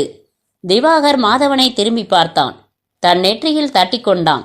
6 வருடங்களுக்கு முன்பு ஒரு முறை, அதற்கப்புறம் அண்மையில் அதே போன்ற முறை. இடையில் குற்றவாளி ஓய்வாக இருந்திருக்கிறான். ஏன்? குற்றமுறையில் சின்ன சின்ன திருத்தங்கள் இருக்கின்றன. இப்போது கயிற்றை கட்டும் முடிச்சும் அதை கூரை வரை நீட்டுவதும் கூடுதலாகி இருக்கின்றன. ஆனால் தனியே இருக்கும் பெண்ணை தாக்குவது, கற்பழிப்பது, கொலை செய்வது, கைகளை கட்டி போடுவது, இவையெல்லாம் அப்போதும் நடந்திருக்கின்றன, இப்போதும் நடந்திருக்கின்றன. எனவே 2லும் ஒரே குற்றவாளிதான் ஈடுபட்டிருப்பான் என்று வைத்துக் கொள்ளலாம். அப்படியானால் இந்த இடைப்பட்ட காலத்தில் அவன் தாக்காமல் இருந்ததற்கு முக்கிய காரணம் இருக்க வேண்டும் என்றான் மாதவன். குற்றங்களை 2ஆக பிரிப்போம் என்றான் திவாகர். 1 வீட்டிற்குள் புகுந்து பணத்தை திருடுவது, 2வது கற்பழித்து கொலை செய்வது. ஒருவேளை 2வது தடவை இந்த முயற்சியில் இருந்தபோது குற்றவாளி பாதியிலேயே மாட்டியிருக்கலாம். திருட்டு குற்றத்திற்கான தண்டனையை மட்டும் அனுபவித்துவிட்டு வெளியே வந்திருக்கலாம். அந்த அறையில் இருந்தவர்கள் நிமிர்ந்து உட்கார்ந்தார்கள். சேலம் கொலை நடந்த பிறகு வீடு புகுந்து திருடியதில் மாட்டி 4 அல்லது 5 வருடம் சிறையில் இருந்துவிட்டு வந்தவர்களின் பட்டியல் கிடைத்தால் நமக்கு உபயோகமாயிருக்கும். முக்கியமாய் சேலம், நாமக்கல் போன்ற பகுதியில் இருந்து கிடைக்கும் பட்டியல்களில் அதிக கவனம் செலுத்தலாம். அதிகபட்சம் 2 நாட்களுக்குள் ஏற்பாடு செய்கிறேன் என்றார் கமிஷனர் உற்சாகத்தோடு. அத்தியாயம் 18. மாதவ், நீங்கள் போய்த்தான் ஆக வேண்டுமா? மேகா கவலையுடன் கேட்டாள். போலீஸ்காரனுக்கு பொண்டாட்டியாக வந்துவிட்டு இப்படி தொட்டதற்கெல்லாம் பயந்து கொண்டிருந்தால் என்ன செய்வது என்றான் மாதவன். நீ சொல் திவாகர். திவாகர் மேகாவை பரிதாபமாக பார்த்தான். மேகா, புரிந்து கொள். மாதவன் ஈடுபட்டிருந்த ஒரு குற்ற வழக்கு நாளைக்கு திருச்சியில் விசாரணைக்கு வருகிறது. சாட்சி சொல்ல அங்கே மாதவன் கோர்ட்டில் இருந்தாக வேண்டும். தவிர்க்கவே முடியாது. 1 நாள் தானே. ஒரு நாள்தான், ஆனால் 2 இரவுகள். இரவில் தனியாக இருக்க எனக்கு பயமாயிருக்கிறது. என்னையும் திருச்சிக்கு அழைத்து போகட்டுமே. மாதவ், நீ கவலைப்படாமல் போய்விட்டு வா. நைட்டில் துணைக்கு நான் இங்கே படுத்துக்கொள்கிறேன் என்றான் திவாகர். மாதவனுக்குள் பட்டாசுகள் வெடித்தன. தெரியுமடா, நீ இந்த வார்த்தையை சொல்ல வேண்டும் என்றுதான் என் பொண்டாட்டியும் துடிப்புடன் காத்திருக்கிறாள். பிராமிஸ் என்று மேகா தன் கையை மல்லாத்தி காட்டினாள். நிச்சயமாக நைட் தங்குவாய்தானே? நீயும் ஏதாவது ஒரு சாக்கு சொல்லிவிட்டு என்னை தனியாக விட்டுவிட மாட்டாயே? பிராமிஸ் என்று அவள் கையை மாதவனுக்கு எதிரில் அழுத்தினான் திவாகர். பிரச்சனை தீர்ந்தது என்றான் மாதவன். நைட் பூரா நீங்கள் விளையாடி கொண்டிருக்கலாம் என்று சொல்லி நிறுத்தி சின்ன இடைவெளி கொடுத்து தொடர்ந்தான். சீட்டுக்கட்டு எங்கே இருக்கிறது என்று தெரியுமல்லவா? தெரியும் என்றாள் மேகா அப்பாவி புன்னகையுடன். திவாகர், உனக்கு தூக்கம் வருகிறது என்றாள் மேகா. 2வது தடவை ஜோக்கரை இறக்கிவிட்டாய். ஆமா மேகா, மணி 12:30 தாண்டிவிட்டது. திவாகர் தன் கையில் இருந்த சீட்டுக்களை கீழே விரித்தான். நான் போய் படுத்துக்கொள்கிறேன். எங்கே போகப் போகிறாய்? மேகா சீட்டுக்களை அடக்கி உரைகளில் செருகிக் கொண்டே கேட்டாள். சோஃபாவில். இதுதான் நீ எனக்கு செய்த பிராமிஸா? எனக்கு இந்த ரூமில் தனியாக இருக்க பயமாக இருக்கிறது திவாகர். நானும் ஹாலில் வந்து ஒரு மூலையில் படுத்துக்கொள்கிறேன். வேண்டாம், நீ கட்டிலில் தூங்கு. நான் இப்படி ஈசி சேரில் சாய்ந்து கொள்கிறேன். ஐயோ, என்னால் உன் தூக்கம் கெட்டுப்போகிறது. போலீஸ்காரனுக்கு உட்கார்ந்து படுத்து நின்றபடியெல்லாம் தூங்க தெரிந்திருக்க வேண்டும். எந்த குற்றவாளியும் நம்மை தேடி வரப்போவதில்லை. ஆனால் உன் தைரியத்திற்காக நான் இந்த ரூமிலேயே இருக்கிறேன். படுக்கையறையை திறந்து வைத்து அதன் கதவருகே ஈசி சேரை இழுத்து சாய்ந்து கொண்டான் திவாகர். குட் நைட் என்று மேகா பெரிய விளக்கை அணைத்து இரவு விளக்கை எரியவிட்டு கட்டிலின் ஓரத்தில் சுருண்டு கொண்டாள். திவாகர் கால்களை இழுத்து ஈசி சேரில் ஒரு கழித்து படுத்தான். உறக்கம் இமைகளை இழுத்தது. இந்நேரம் மாதவன் எவ்வளவு தூரம் போயிருப்பான்? மாதவன் அல்லாடினான். பைனாக்குலரை எவ்வளவு தீட்டினாலும் திரை போட்டு விளக்கணைத்த பின்னால் படுக்கையறைக்குள் என்ன நடக்கிறது என்பதை அவனால் புரிந்து கொள்ள முடியவில்லை. அவன் நின்றிருந்த மொட்டை மாடி பக்கத்து தெருவில் இருந்தது. இங்கிருந்து தடையில்லாமல் அவன் வீட்டை இத்தனை நேரம் பார்க்க முடிந்தது. விளக்கு எரிந்தவரை கட்டிலில் 2 நிழல் உருவங்கள் உட்கார்ந்து சீட்டாடுவது தெரிந்தது. விளக்கணைத்த பின் குழப்பமாகிவிட்டது. கட்டிலில் வந்து ஒரு கழித்து படுப்பது மேகாவா, இல்லை திவாகரா? மேகாதான். அவளுக்கு பின்னால் ஒட்டினார் போல் படுத்திருக்கிறானா திவாகர்? அவன் கை எங்கே இருக்கிறது? மேகா எந்த நைட்டி அணிந்திருக்கிறாள்? கழுத்திலிருந்து பாதம் வரை 2ஆக பிளந்து திறப்பது போல ஜிப் வைத்த ஸ்பெஷல் நைட்டி வைத்திருப்பாளே, அதைத்தான் இன்றைக்கு போட்டிருப்பாள். ஒரு 10 நிமிடம் இடைவெளி கொடுத்து அவர்கள் எதிர்பாராத நேரம் சரையலென்று படுக்கையறை ஜன்னலை திறந்து உள்ளே குதித்தால் என்ன செய்வார்கள்? திவாகர், ஏன் எழுந்திருக்கிறாய்? அட, நாம் நண்பர்களப்பா. நீ மேகாவோடு சந்தோஷமாய் இரு. நான் வாசலில் படுத்துக்கொள்கிறேன். மாதவனின் உதடுகளில் கோணலாய் ஒரு புன்னகை நீண்டது. பைனாக்குலரை மடக்கிவிட்டு கீழே திருச்சி செல்ல காத்திருக்கும் காரை நோக்கி இறங்கினான். மேகா கட்டிலிலும் திவாகர் ஈசி சேரிலும் கனவுகளின்றி நிம்மதியாக தூங்கி போனார்கள். அத்தியாயம் 19. நந்தினி தூக்கமும் இல்லாத விழிப்பும் இல்லாத ஒரு அரைமயக்க நிலையில் படுத்திருந்தாள். 10 விரல்களையும் உருவி உருவி விட்டு கொண்டாள். இந்த வாரத்தில் அடுத்தடுத்த 3 நாட்களில் அவள் காலை 8 மணிக்கு கீபோர்டை எடுத்து தூசு துடைத்து விரல்களை பதித்தால் இரவு 8 ஆகிவிட்டது. அதை பழையபடி அரை டிராயரில் வைத்து தூங்க பண்ண இன்கம் டாக்ஸின் கிடுக்கி பிடியால் 3 வருடத்து கணக்கு வழக்குகளை அவசரமாக முடித்து தரச் சொல்லும் ஒரு கிளையண்டின் சௌகரியத்திற்காக 2 கீபோர்டு ஆபரேட்டர்களையும் துருவி துருவி வேலை வாங்கியது அவள் கம்பெனி. ஞாயிற்றுக்கிழமைகளைத்தான் வாரத்து சுடிதார்களை துவைப்பதற்கு இஸ்திரி போடுவதற்கு அவள் ஒதுக்கினாள். அதிலும் கை வைத்து விட்டது கம்பெனி. எஸ்டிடி போட்டு நாளைக்கு அம்மாவிடம் பேச வேண்டும். கம்ப்யூட்டரை சர்வீஸ் பண்ண வரும் அந்த நாகராஜ் ஏன் என்னை பார்த்து மட்டும் அதிகப்படியாய் சிரிக்கிறான்? ஐயோ, நாளைக்காவது பார்பரா கார்ட்லான் புத்தகத்தை லைப்ரரியில் திருப்பி தர வேண்டும். ஆபீஸிற்கு வரும் இந்து பேப்பரில் இருந்து கூப்பனை வெட்டி எடுத்து போனால் 50% தள்ளுபடியில் சானிட்டரி நாப்கின் கிடைக்கும். கம்பெனியில் பார்ட்னர்களுக்கு நடுவில் ஒரு மௌன யுத்தம் நடந்து கொண்டிருக்கிறதே. ஜெயிக்கப் போவது ரமேஷ் கண்ணாவா, தேஷ் பாண்டேயா? டிசம்பர் பூக்கள் பூக்க ஆரம்பித்து வெகு திடீரென்றுதான் அவள் அந்த நிழலை மூடிய கண்ணை தாண்டி உணர்ந்தாள். கண்களை படக்கென்று திறந்தாள். அவ்வளவு நெருக்கத்தில் அவள் ஒரு முகத்தை பார்த்ததே இல்லை. தன்னிச்சை செயலாக அவளுள் கிளி ஊற்றெடுத்தது. மூளையின் சில செல்களுக்கு சேதி எட்டி அங்கிருந்து உத்தரவு பிறப்பிக்கப்பட்டு அலறுவதற்கு அவள் வாய் திறந்தபோது பட்டையாக ஒரு பிளாஸ்திரி அவள் உதடுகளை முற்றிலும் மூடி ஒட்டியது. அவளுடைய 2 கைகளையும் அழுத்தி பிடித்து அவன் சொன்னான், நன்றி, உடைக்காமல் பிரித்து எடுக்கிற மாதிரி பாத்ரூம் வென்டிலேட்டரில் கண்ணாடி வைத்திருந்ததற்கு. நந்தினி ஆட்டுக்குட்டி போல திமிரினாள். ஆட்டுக்குட்டி போல அடங்கி போனாள். நந்தினிக்கு மறுபடி விழிப்பு வந்தபோது குளிரியது. காரணம் உடனே புரிந்தது. உடம்பில் இருந்த துணிகள் எல்லாம் உருவப்பட்டிருந்தன. மார்பை மூடிக்கொள்ள பார்த்தால் கைகள் பின்புறம் கட்டப்பட்டிருந்தன. என்ன இவ்வளவு பலவீனமாயிருக்கிறாய் நீ என்று அவள் முகத்தில் தண்ணீர் அடித்த கையை தன் உடையில் துடைத்து கொண்டான் அவன். அவள் முனகினாள். சரி சரி, அப்படியே செய்யலாம். இந்த பாட்டிலில் இருப்பதா? இது பெட்ரோல் ஜெல்லி, வாசலைன் என்று பலசரக்கு கடைகளில் சொல்வார்களே, அந்த டைப். இதை தடவிவிட்டால் சருமத்தில் எரிச்சல் இல்லாமல் வழுக்கி கொண்டு அவள் கண்கள் பெரிது பெரிதாக விரிவதை அவன் வெகுவாக ரசித்தான். முகத்தை மூடி கட்டியிருந்த துணியை அவன் விலக்கி கொண்டான். இந்த முகம் பிடித்திருக்கிறதா என்றான். பெரிய கண்கள், பெரிய மூக்கு, பலபலவென்று கன்னம், கச்சிதமாக ட்ரிம் செய்யப்பட்ட மீசை, சுத்தமான பல்வரிசை. அவனிடமிருந்து ரசிக்கக்கூடிய ஒரு பர்ஃப்யூமின் வாசம் வந்தது. நாம் இருவரும் விளையாடப் போகிறோம். நான் ஜெயிக்கும் அணி, நீ தோற்கும் அணி. இஷ்டம் இருந்தால் விளையாட்டை ரசி. அவள் கண்களால் இறைஞ்சினாள். கை கால்களை அசைக்க முடியாமல் துடித்தாள். அவன் நிதானமாக ஒரு ஆப்பிளை நீல நீல துண்டங்களாக வெட்டினான். மிக கூர்மையான கத்தி வைத்திருந்தான். கைகளில் மருத்துவர்கள் அணியும் கையுறைகள் அணிந்திருந்தான். நந்தினி தலையை ஆட்டி புரட்டி முன்னும் பின்னும் தேடினாள். சிரித்தான். எந்த ஆயுதமும் கிடையாது, ரிலாக்ஸ். என்னை பற்றியும் அறிமுகம் செய்யவா? என் வயது 31. நாமக்கல்லில் அப்பா அம்மா இருந்தார்கள். அங்கே ஒரு பெரிய ஜவுளிக்கடை முதலாளியின் மகளை காதலித்தேன். என்னோடு சேலம் வரை சினிமா பார்க்க வந்தவள்தான். ஆனால் அவள் அப்பாவின் ஆட்கள் என்னை தோட்டத்திற்கு இழுத்து போனதும் பயந்து விட்டாள்.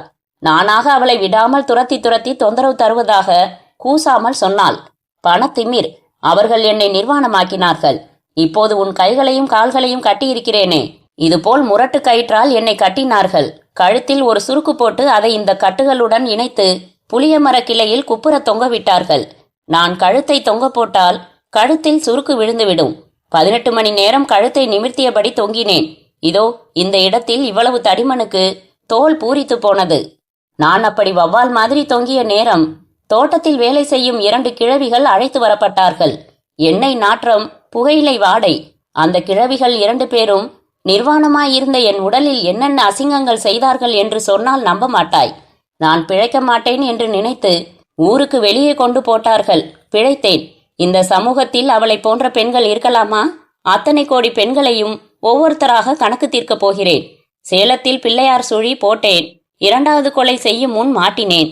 வீடு புகுந்தது திருடுவதற்காக என்று நினைத்து போலீஸ் என்னை திருட்டு குற்றத்திற்காக 5 வருடம் சிறையில் போட்டிருந்தது. சிறையில் என் தவறுகளை அலசி அலசி திருத்திக் கொண்டேன். பர்சில் இருக்கும் பணத்தை தவிர வேறெதையும் நான் எடுக்க மாட்டேன். அந்த பணம் கூட மறுநாள் நான் பார்க்கும் முதல் பிச்சைக்காரனுக்காக. அவன் நிறுத்திவிட்டு அவளை பார்த்தான். அவள் மீண்டும் முனகினாள். என் பெயரா? வினோதமான பெயர். எஸ், வினோத். மறுபடி முனகினாள். இரு, என்ன அவசரம்? நான் ஒவ்வொன்றாக கழற்ற வேண்டாமா? விளையாட்டை எங்கே ஆரம்பிக்கலாம்? இங்கேயா இல்லை இங்கேயா? அதுவரை நந்தினியை அந்த இடங்களில் யாரும் தொட்டதில்லை. அவள் அலறல் தொண்டைக்குள் வெடித்தது. கண்களில் அருவி பீரிட்டது. அவன் ஒவ்வொரு அடியாக இரக்கமில்லாமல் அவளை நெருங்கினான். அத்தியாயம் 20. காரை தெருமுனையிலேயே நிறுத்தி இறங்கிக் கொண்டான் மாதவன். அவனிடமிருந்த சாவியால் கதவை திறந்து வீட்டிற்குள் ரகசியமாக நுழைந்து திவாகரும் மேகாவும் என்ன செய்கிறார்கள் என்று பார்க்கலாமா என்று ஒரு சபலம் வந்தது. வேண்டாம், என்ன செய்வார்கள் என்று அவனுக்கு தெரியாதா என்ன? அழைப்பு மணியை அழுத்தினான். கதவை திறந்தவன் திவாகர். கண்கள் சிவந்திருந்தன, களைத்திருந்தன. வா வா, வேலை முடிந்து விட்டதா என்றான். விசாரணை முடிந்து கிளம்பிவிட்டேன். ஏன் திவாகர், ஏதாவது தொந்தரவா? நத்திங். மாதவனிடமிருந்து பெட்டியை வாங்கி கொண்டான். மேகா எங்கே? டாய்லெட் போயிருக்கிறாள் என்று நினைக்கிறேன். எதிர்பார்த்ததுதான். படுக்கை அறையில் இருந்து கலைந்த உடைகளோடு என்னை எப்படி வந்து எதிர்கொள்வாள்? டாய்லெட்டில் போய் உடைகளை சரிப்படுத்தி கொண்டுதான் எதிரே வந்து நிற்பாள். நேற்று நைட் சரியாக தூங்கவில்லையா திவாகர்? கண்ணெல்லாம் சிவந்திருக்கிறது. லேட்டாக தூங்கினேன் என்றான் திவாகர். மாதவனின் கேள்வியில் இருந்த உள்ளர்த்தம் புரியாமல். நானும் மேகாவும் ரொம்ப நேரம் சீட்டு விளையாடி கொண்டிருந்தோம். மாதவ். உள்ளே இருந்து மேகா வெளிப்பட்டாள். அவளுடைய கண்களும் சிவந்திருந்தன. நைட்டியின் மேல் பொத்தான் கலன்று இருந்தது. சொன்னதை விட சீக்கிரம் வந்து விட்டீர்கள் என்றாள். சாரி என்றான் மாதவன். அவள் திடுக்கிட்டு நிமிர்ந்து பார்த்ததும் தூக்கத்தை கலைத்ததற்கு என்று சேர்த்து கொண்டான். அப்புறம் எந்த மிரட்டல் போனும் வரவில்லையே? கலைத்திருப்பீர்கள். சாப்பிட்டாயிற்றா? சாப்பிட வேண்டுமா? எல்லாம் ஆயிற்று. என்று மாதவன் பெட்ரூம் கதவை திறந்து படுக்கையில் பார்த்தான். ஒரு மெத்தை தான் பயன்படுத்தப்பட்டிருக்கிறது. அந்த பக்க படுக்கை விரிப்பு மட்டும்தான் கலைந்திருக்கிறது. ஒருத்தர்தான் கட்டிலில் படுத்திருந்தார்கள் என்று நான் ஏமாற வேண்டுமா? அல்லது 2 பேரும் அவ்வளவு நெருக்கமாக ஒரே மெத்தையில் கட்டுண்டு கிடந்தார்கள் என்ற உண்மையை புரிந்து கொள்ள வேண்டுமா? மாதவன் தனக்குள் சிரித்து கொண்டான். அத்தியாயம் 21. நீங்கள் கேட்டிருந்த பட்டியல் என்றார் கமிஷனர். ஜன்னல் வழியே உடைத்து உள்ளே நுழைந்து திருடுபவர்கள் இவர்கள். இந்த பட்டியலில் இருக்கும் 9 பேருமே 5 வருட சிறை தண்டனை அனுபவித்தவர்கள். கடந்த ஆண்டிலிருந்து இந்த ஆண்டு வரை அவர்கள் விடுதலையான வெவ்வேறு தேதிகளும் இருக்கிறது. இன்ஸ்பெக்டர் சண்முகத்தையும் வைத்துக்கொண்டு இது பற்றி பேச விரும்புகிறீர்களா? இல்லை என்றான் மாதவன் அவசரமாக. நானும் திவாகரும் இந்த பட்டியலில் இருப்பவர்களின் பின்னணியை இன்னும் விபரமாக ஆராய்ந்துவிட்டு 2 அல்லது 3 பேராக பட்டியலை சுருக்க முடிகிறதா என்று முதலில் பார்க்கிறோம். அப்புறம் இன்ஸ்பெக்டரின் உதவியை தேவையென்றால் எடுத்துக்கொள்கிறோம். அடுத்த கொலையை அவன் செய்யும் முன் நாம் மடக்க வேண்டும். கமிஷனரின் பேச்சை இடைமறித்து அவர் தொலைபேசி ஒலித்தது. எடுத்தார், பேசினார், முகம் மாறினார். அடுத்த கொலை என்று நாம் சொன்ன கொலை நடந்து முடிந்துவிட்டது என்றார் வேதனையுடன். அத்தியாயம் 22. பாத்ரூம் வெண்டிலேட்டரில் கண்ணாடி பட்டைகள் லூவர் முறையில் பதிக்கப்பட்டிருந்தன. கொலைகாரன் உடைக்காமல் சுலபமாக பிரித்து உள்ளே நுழைந்திருக்கிறான் என்றார் இன்ஸ்பெக்டர் சண்முகம். மற்றபடி எல்லாமே வழக்கமான கதைதான் என்றான் திவாகர். அவனுக்கென்று இந்த பெண்கள் தனியாக வசித்து மாட்டுகிறார்களே என்றான் மாதவன் நந்தினியின் உடலை பார்த்தபடி. எங்களை பத்திரிகைகள் கிழிக்கப் போகின்றன. இன்ஸ்பெக்டரின் குரலில் கவலை இருந்தது. சின்னையா என்று ஒருத்தனை மடக்கி உள்ளே போட்டிருக்கிறீர்கள். வெளியே கொலைகள் நிற்கவில்லையே, இதற்கென்னையா பதில் சொல்ல போகிறீர்கள் என்று புரட்டி எடுக்கப் போகிறார்கள். ஒரு வித்தியாசத்தை கவனித்தாயா திவாகர்? வழக்கமாக சனிக்கிழமைகளில்தான் இவன் தாக்குவான். இந்த முறை 2 நாள் தள்ளி தாக்கி இருக்கிறான். கமிஷனர் உங்களிடம் ஒரு லிஸ்ட் கொடுத்தாராமே சார்? எஸ், நானும் திவாகரும் அது பற்றி பேசிவிட்டு உங்களை தொடர்பு கொள்கிறோம் என்றான் மாதவன். திவா, நாம் புறப்படலாம். நமக்கு இங்கே எந்த தடயமும் கிடைக்கப் போவதில்லை. அலுவலகத்தில் ஏர் கண்டிஷனர் இயங்கிக் கொண்டிருந்தது. வட்ட மேஜையில் இருபுறமும் அவர்கள் அமர்ந்திருந்தார்கள். இந்த ஃபைலில் பார்த்துவிட்டேன் என்றான் மாதவன் ஒரு ஃபைலை உயர்த்தி காட்டி. முனியன், 37 வயது, 5ஆம் வகுப்போடு படிப்பு நின்றுவிட்டது. இவன் நகை பணம் எது கிடைத்தாலும் அள்ளிக்கொள்பவன். இவனிடம் நாம் பார்த்த கச்சிதம் இருக்கும் என்று எனக்கு தோன்றவில்லை என்று அந்த கோப்பை தள்ளி வைத்தான். இவனும் நம்மால் இல்லை என்றான் திவாகர் இன்னொரு கோப்பை காட்டி. சுந்தரமூர்த்தி, வயது 18, 6 அடி உயரம். இவனும் தங்க நகைகளை விட்டு வைக்கவில்லை. நாம் தேடும் ஆள் கொலை முயற்சிக்காக உள்ளே நுழைந்து திருட்டு முயற்சி என்று தப்பாக கைது செய்யப்பட்டிருப்பான் என்பதால் முதல் குற்றத்திலேயே மாட்டிக்கொண்டார் போல்தான் விவரங்கள் இருக்கும். இன்னும் 2 ஃபைல்களை புரட்டிய பிறகு மாதவன் நிமிர்ந்து உட்கார்ந்தான். இவனாயிருக்குமா பார். திவாகர் ஃபைலை புரட்டிவிட்டு படித்தான். பெயர் வினோதன், 25 வயதில் கைதாகி 30 வயதில் வெளியே வந்திருக்கிறான்.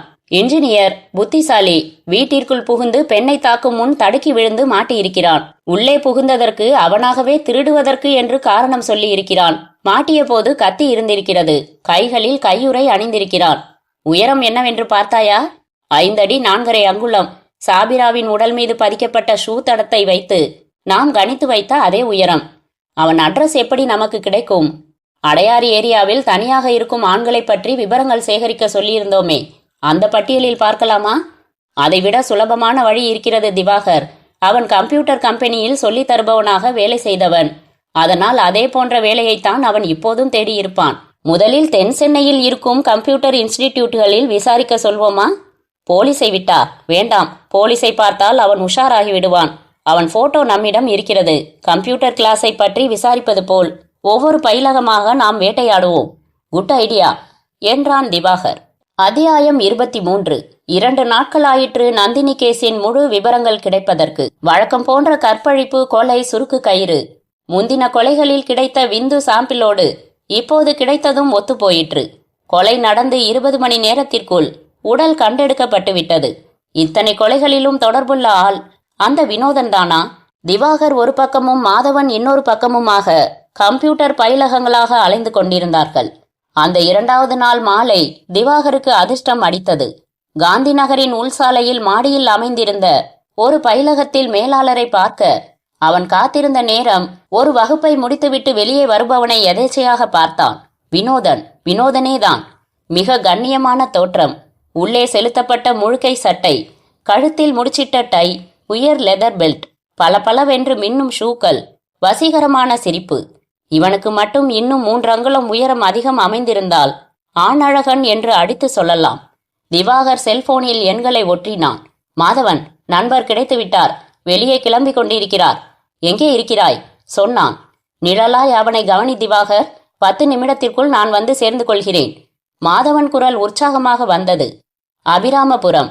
பண்டிகை கால தள்ளுபடிகளை அறிவித்து தெருவுக்கு குறுக்கே கட்டப்பட்ட துணி பேனர்கள், நடைபாதை இட்லி கடை, அதன் பெட்ரோமார்க் சூடு தாங்காமல் பறந்து போகும் ஈக்கள்.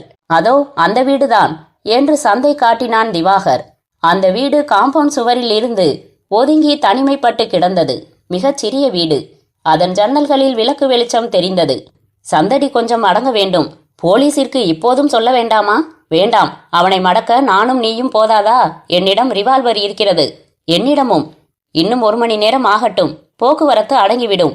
நாம் இருவரும் அவனை ஆச்சரியப்படுத்தலாம். நாம் வீடு திரும்ப லேட்டாகும் என்றால் மேகாவிடம் சொல்லிவிடலாம் மாதவ். அவள் தனியே இருக்க பயப்படுவாள். மாதவன் செல்போனில் மேகாவை கூப்பிட்டான். இன்றிரவுக்குள் கொலைகாரனை மடக்கிவிட முடியும் என்ற நம்பிக்கை இருக்கிறது மேகா. நான் வீடு திரும்ப ரொம்ப லேட்டாகலாம். கதவையெல்லாம் உள்பக்க தாழ்பாலை போட்டுக்கொள் என்றான் மாதவன். வினோதன் வீட்டில் அவனை தவிர வேறு யாரும் இல்லையே? இல்லை. பூட்டியிருந்த வீட்டை திறந்து நுழைந்தான் அவன். பார், விளக்குகளை அணைத்து விட்டான். தனியாக இருக்கிறான். நம்மால் சமாளிக்க முடியும் என்றான் மாதவன் உற்சாகமாக. அத்தியாயம் 24. விளக்கை அணைத்துவிட்டு வினோதன் ஜன்னல் திரையின் பிளவு வழியே பார்த்தான். அவன் சந்தேகம் சரிதான். அந்த 2 ஆட்கள் என்னை தேடித்தான் வந்திருக்கிறார்கள். கம்ப்யூட்டர் பயிலகத்தில் இருந்தே ஒருத்தன் நிழலாய் தொடர்ந்தான். இப்பொழுது இன்னொருத்தனும் வந்து சேர்ந்து கொண்டுள்ளான். பார்த்தால் முகம் பூராவும் போலீஸ் என்று எழுதியிருக்கிறது. அப்படியானால் அவனை கண்டுபிடித்து விட்டார்களா? நோ, அவர்களிடம் நான் மாட்டப்போவதில்லை. அத்தியாயம் 25. போகலாம் என்றான் மாதவன் தன் வாட்சை பார்த்து. நீ முதலில் உள்ளே போ, நான் பின்னாலேயே வருகிறேன். திவாகர் இருட்டில் நகர்ந்தான். வினோதனின் வீட்டை சுற்றி நடந்தான் திவாகர். அவசியமென்றால் பயன்படுத்த தயாராய் ரிவால்வர் அவன் கை கெட்டும் இடத்தில் பாக்கெட்டில் இருந்தது. வீட்டின் ஜன்னல்களை தள்ளி பார்த்தான். நகரவில்லை. உள்ளே நுழைவதற்கு வேறு வழி கிடைக்கவில்லை என்றால் கதவை தட்டுவதோ உடைப்பதோ கடைசி வழியாய் இருக்கும். வீட்டின் பின்புறம் வந்தான். ஆச்சரியப்பட்டான். பின்கதவின் பிளவு வழியே காற்றும் உள்ளே இருந்து சிறு வெளிச்சமும் கசிந்தன. திறந்திருக்கிறதா என்ன? கதவை தொட்டதும் திறந்தது. கடவுளே, அவன் உள்ளே இருக்கிறானா? தப்பித்து விட்டானா? திவாகர் உயர்த்திய துப்பாக்கியுடன் அந்த வீட்டிற்குள் ஒரு சர்ப்பம் போல நுழைந்தான். பின்கதவை ஒட்டி கிச்சன் பகுதி, பாத்ரூம். அதை தாண்டினால் சிறு ஹால். இடது பக்கம் ஒற்றை படுக்கையறை. அதனுடன் இணைந்த மற்றொரு பாத்ரூம். எங்கேயும் வினோதனின் நிழல் இருப்பதாக தெரியவில்லை. இனி ரகசியம் தேவையில்லை. திவாகர் விளக்குகளை போட்டான். பூனைக்குட்டி ஒன்று மிரண்டு ஓடியது. எனிலக் என்று குரல் கேட்டது. மாதவன். பட்சி பறந்துவிட்டதா? இவன்தானா என்று முதலில் தீர்மானிக்க வேண்டும். ஒவ்வொன்றாக முறையாக ஆராயத் துவங்கினார்கள். இங்கே பார், கொலைகளில் பயன்படுத்திய 9ஆம் நம்பர் ஷூக்கள் என்றான் திவாகர். அதைவிட முக்கியமான தடயம் இங்கே. மாதவன் இப்போது கிளவுஸ் அணிந்திருந்தான். தன் விரல் படாமல் ஒரு டைரியை புரட்டி காட்டினான். தேதி வாரியாக பெயர் எழுதி அதற்கெதிரே டிக் அடித்திருக்கிறான் பார். ரோசி, பாவனா, சுதா, சாபிரா, நந்தினி, பத்மபிரியா, சிவரஞ்சனி. அவனுடைய பட்டியலில் இன்னும் டிக் அடிக்காமல் சில பெயர்கள் இருக்கின்றன. அடுத்த குறி பத்மபிரியா என்பவளுக்கு போல் இருக்கிறது. யார் இந்த பத்மபிரியா? திவாகர் விஷ் என்று தன் காதின் பின்னால் ஒரு ஒலி கேட்டு உஷாராகி திரும்பும் முன் அவன் கழுத்தருகே தோள்பட்டையில் எதுவோ மோதியது. திவாகர் சுருண்டு விழுந்தான். திவாகர் மறுபடி கண் திறந்த போது கட்டிலில் குப்புற கிடந்தான். பின்மண்டைக்குள் இன்னும் விமான சத்தம் கேட்டுக்கொண்டிருந்தது. அசையாதே என்று குரல் வந்தது. மாதவன். அவனுக்கு எதிரில் ஸ்டூலில் அமர்ந்திருந்தான். அசைந்தால் கழுத்தில் சுருக்கு விழுந்துவிடப் போகிறது. திவாகர் அப்போதுதான் கவனித்தான். அவனுடைய கைகள் பின்புறம் கட்டப்பட்டிருந்தன. பாதங்களும் இணைத்து கட்டப்பட்டிருந்தன. கழுத்திலும் ஒரு தடிமனான உறுதியான நைலான் கயிறு புரண்டிருந்தது. தனக்கு நினைவு முழுவதுமாக திரும்பிவிட்டதா, இல்லை அரைமயக்க நிலையில் ஏற்படும் குழப்ப காட்சியா என்றே திவாகருக்கு புரியவில்லை. கட்டிலுக்கடியில் ஒரு பூனைக்குட்டி அழுது கொண்டே இருந்தது. உன்னை தாக்கியது வினோதன் இல்லை, நான் தான் என்றான் மாதவன் கோணலாக சிரித்து. குற்றவாளியின் பார்வையிலிருந்து ஆராய்வதற்கு இவ்வளவு தூரம் பிராக்டிக்கலாக போக வேண்டுமா மாதவ்? வலிக்கிறது, அவிழ்த்து விடு. அவிழ்த்து விட்டால் நீ என்னை அடித்து போட்டு இதேபோல் கட்டி தொங்கவிட்டு போய்விடலாம் இல்லை? ஐயையோ, கொலைகாரனை கண்டுபிடிக்க போன இடத்தில் அவன் தாக்கி மாதவனை கொலை செய்து விட்டானே என்று உலகத்தின் முன் புலம்பலாம் இல்லை? மேகா, உன்னை மாதவன் தவிக்க விட்டு போனாலும் நான் இருக்கிறேன் என்று ஊரறிய அவளை கட்டிப்பிடிக்கலாம் இல்லை? மாதவ், உங்கள் துரோகம் எனக்கு கொஞ்ச நாட்களாகவே தெரியும் திவாகர். உனக்கு பைத்தியம் பிடித்திருக்கிறது. எஸ், குற்றவாளிக்கும் குற்றமற்றவனுக்கும் நடுவில் ஒரு சின்ன மெல்லிய எல்லைக்கோடுதான் இருக்கிறது என்பாயே, அந்த கோட்டை நான் தாண்டி விட்டேன். இந்த முறை திரும்ப முடியவில்லை. உயிருக்கு உயிராய் நினைத்திருக்கும் ஒரு நண்பன் துரோகம் செய்துவிட்டதை பொறுத்து கொள்ள முடியவில்லை. நீ இருந்தால்தான் மேகாவுக்கு சபலம். நீ இல்லை என்றால்? மாதவ், இந்த முட்டாள்தனமான யோசனை உனக்கு ஏன் வந்தது? மேகா உன்னை தவிர இன்னொருத்தனை நினைத்தது கூட இல்லை. மேகாவை போல பெண் கிடைக்காததால் தான் கல்யாணம் செய்து கொள்ளவில்லை என்று நீ சொல்லவில்லை? அது தப்பா? அவளை தொட்டு தொட்டு பேசுவதில்லை? டேய் மாதவ், மேகாவை தொட்டு பேசுவதற்கு எனக்கு உரிமை இருக்கிறது என்று நினைத்தேன். நெருக்கமாக இருக்கும் ஒரு தோழியை தொடுவதில்லையா? நம் கூட பிறந்தவளை தொட்டு பேசுவதில்லையா? கூட பிறந்தவளின் மீது கட்டிலில் படுத்துக்கொண்டுதான் பேசுவாயா? வக்கிரமாக பேசாதே மாதவ். மெத்தைக்கடியில் உன் கிரெடிட் கார்டை கண்டுபிடித்தவன் நான். அந்த மெத்தையை வாங்கி போட்ட போது கிரெடிட் கார்டு நழுவி விழுந்து விட்டது என்று சொல்ல போகிறாயா? அதுதான் உண்மை. எனக்கும் உனக்கும் மேகாவிற்கும் நடுவில் இருக்கும் அற்புதமான உறவை நினைத்து நான் எப்படியெல்லாம் பெருமிதம் கொண்டிருக்கிறேன். ஏமாந்த நண்பன் இருந்தால் பெருமை ஏன் வராது? மாதவ், மேகாவிற்கு தெரிந்தால் துடித்து போவாள். நிதானமாகத்தான் செயல்பட்டிருக்கிறேன் திவாகர். நான் திருச்சி கிளம்ப வேண்டி வந்தபோது ஒரு டெஸ்ட் வைப்பதற்கு முடிவு செய்தேன். கொலைகாரன் பேசுவது போல போனில் பேசி மேகாவை பயமுறுத்தினேன். புருஷனையும் லவ்வரையும் விலகச் சொல் என்றேன். மாதவன் கோணலாக சிரித்தான். நான் எதிர்பார்த்தபடியே மேகாவிற்கு துணையாக இரவு படுப்பதாக நீ சொன்னாய். அத்தனை நாட்களாக பகல்களில் எனக்கு தெரியாமல் நடந்து கொண்டிருந்த விளையாட்டு அன்றைக்கு இரவில் நடக்க நான் தான் வழி செய்து கொடுத்தேன். உன் வக்கிரம் முற்றி போயிருக்கிறது. அன்றைக்கிரவு நீ நினைப்பது போல எதுவும் நடக்கவில்லை. திவாகரால் தொடர்ந்து பேச முடியவில்லை. கழுத்தை அண்ணாந்தபடியே வைத்திருப்பது மாபெரும் கொடுமையாக இருந்தது. கழுத்து கயிறு கைகளை கட்டிய பகுதி வழியே மேலே செலுத்தப்பட்டு கூரை வளையத்தில் நுழைத்து கீழிறங்கி கால்களையும் கட்டியிருந்ததால் எப்படி புரண்டாலும் கழுத்தில் சுருக்கு விழுந்துவிடும் அபாயம் இருந்தது.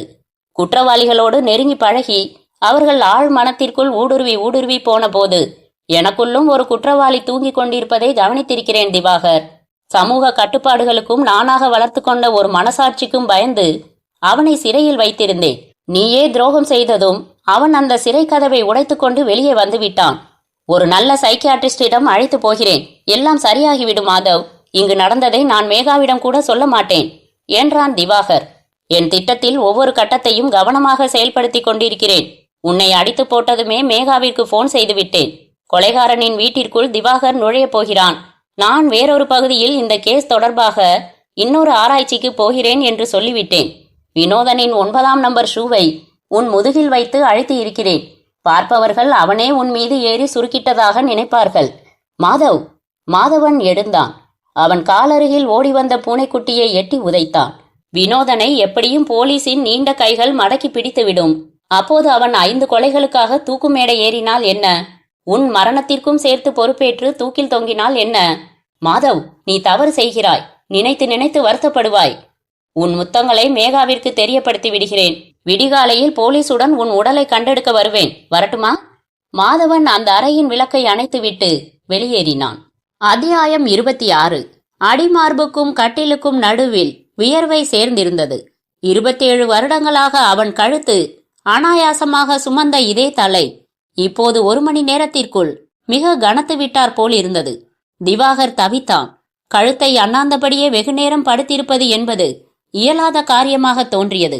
கைகளும் கால்களும் கழுத்தும் கட்டப்பட்டு இதே போன்ற நிலையில் தொங்கவிடப்பட்டு மரணத்தை சந்தித்த பெண்களின் முகங்கள் இப்போது அவன் கண்முன் வலம் வந்தன.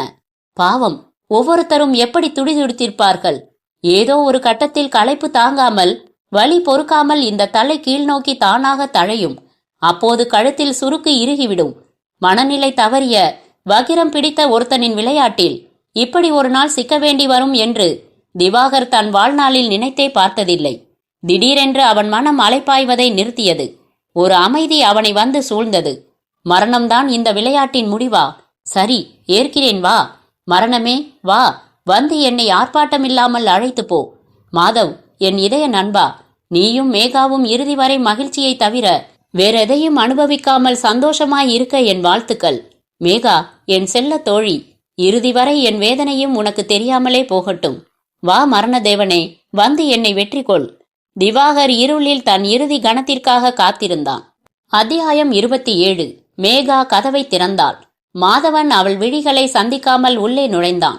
மாதவ், ஏன் இப்படி களைத்து வந்திருக்கிறீர்கள்? மேகா அவன் பின்னாலேயே போனாள். திவாகர் எங்கே?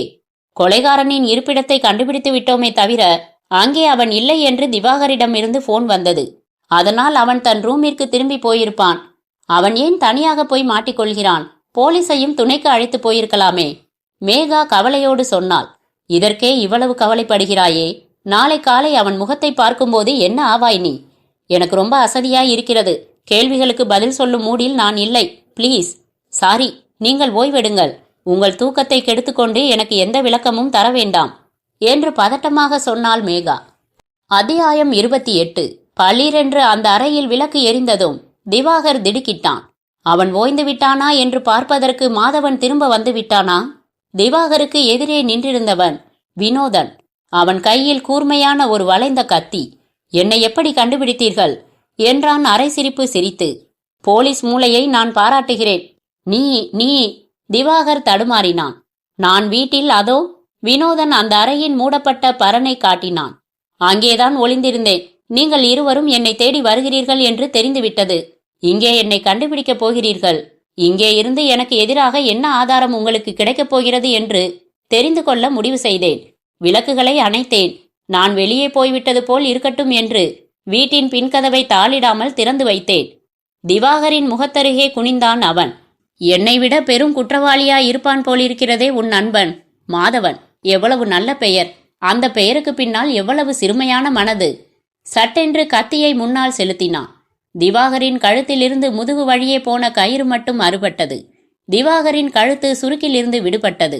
திவாகர் கன்றுக்குட்டி போல கழுத்தை உதறிக்கொண்டான். உனக்கும் அந்த பெண்ணுக்கும் அவள் பெயர் என்ன? மேகாவா? உங்களுக்குள் தொடர்பு இருந்ததா இல்லையா என்று எனக்கு கவலை இல்லை. எந்த பெண்ணின் மீதும் எனக்கு இரக்கம் இல்லை. எந்த பெண்ணை பற்றியும் நல்ல அபிப்பிராயம் இல்லை. ஆனால் என் கண்ணெதிரே ஒரு ஆண் துடிப்பதை பார்த்து கொண்டிருக்க முடியாது. உன்னை மரணத்தில் இருந்து விடுவித்து விட்டேன். ஆனால் உடனே விடுதலை தரப்போவதில்லை. வினோதன் அவன் காலை வந்து நக்கிய பூனைக்குட்டியை கையில் எடுத்துக்கொண்டான். அந்த மேகா உனக்கு இவ்வளவு தொந்தரவுகள் கொண்டு வந்தாளே, அவள்தான் என் உடனடி குறி. இன்றைக்கிரவிற்குள் அவள் கதை தீர்ந்து போகும். வினோதன், வேண்டாம். அவள் ஒரு அப்பாவி. பெண்களில் அப்பாவிகள் கிடையாது. உன் நண்பன் மாதவன் என்னை தடுக்க பார்த்தால் அவன் வயிற்றை இந்த கத்தி கிழித்துவிடும். வினோதன், எப்படியும் 5 கொலைகளுக்காக தூக்கு ஏறப்போகிறவன்.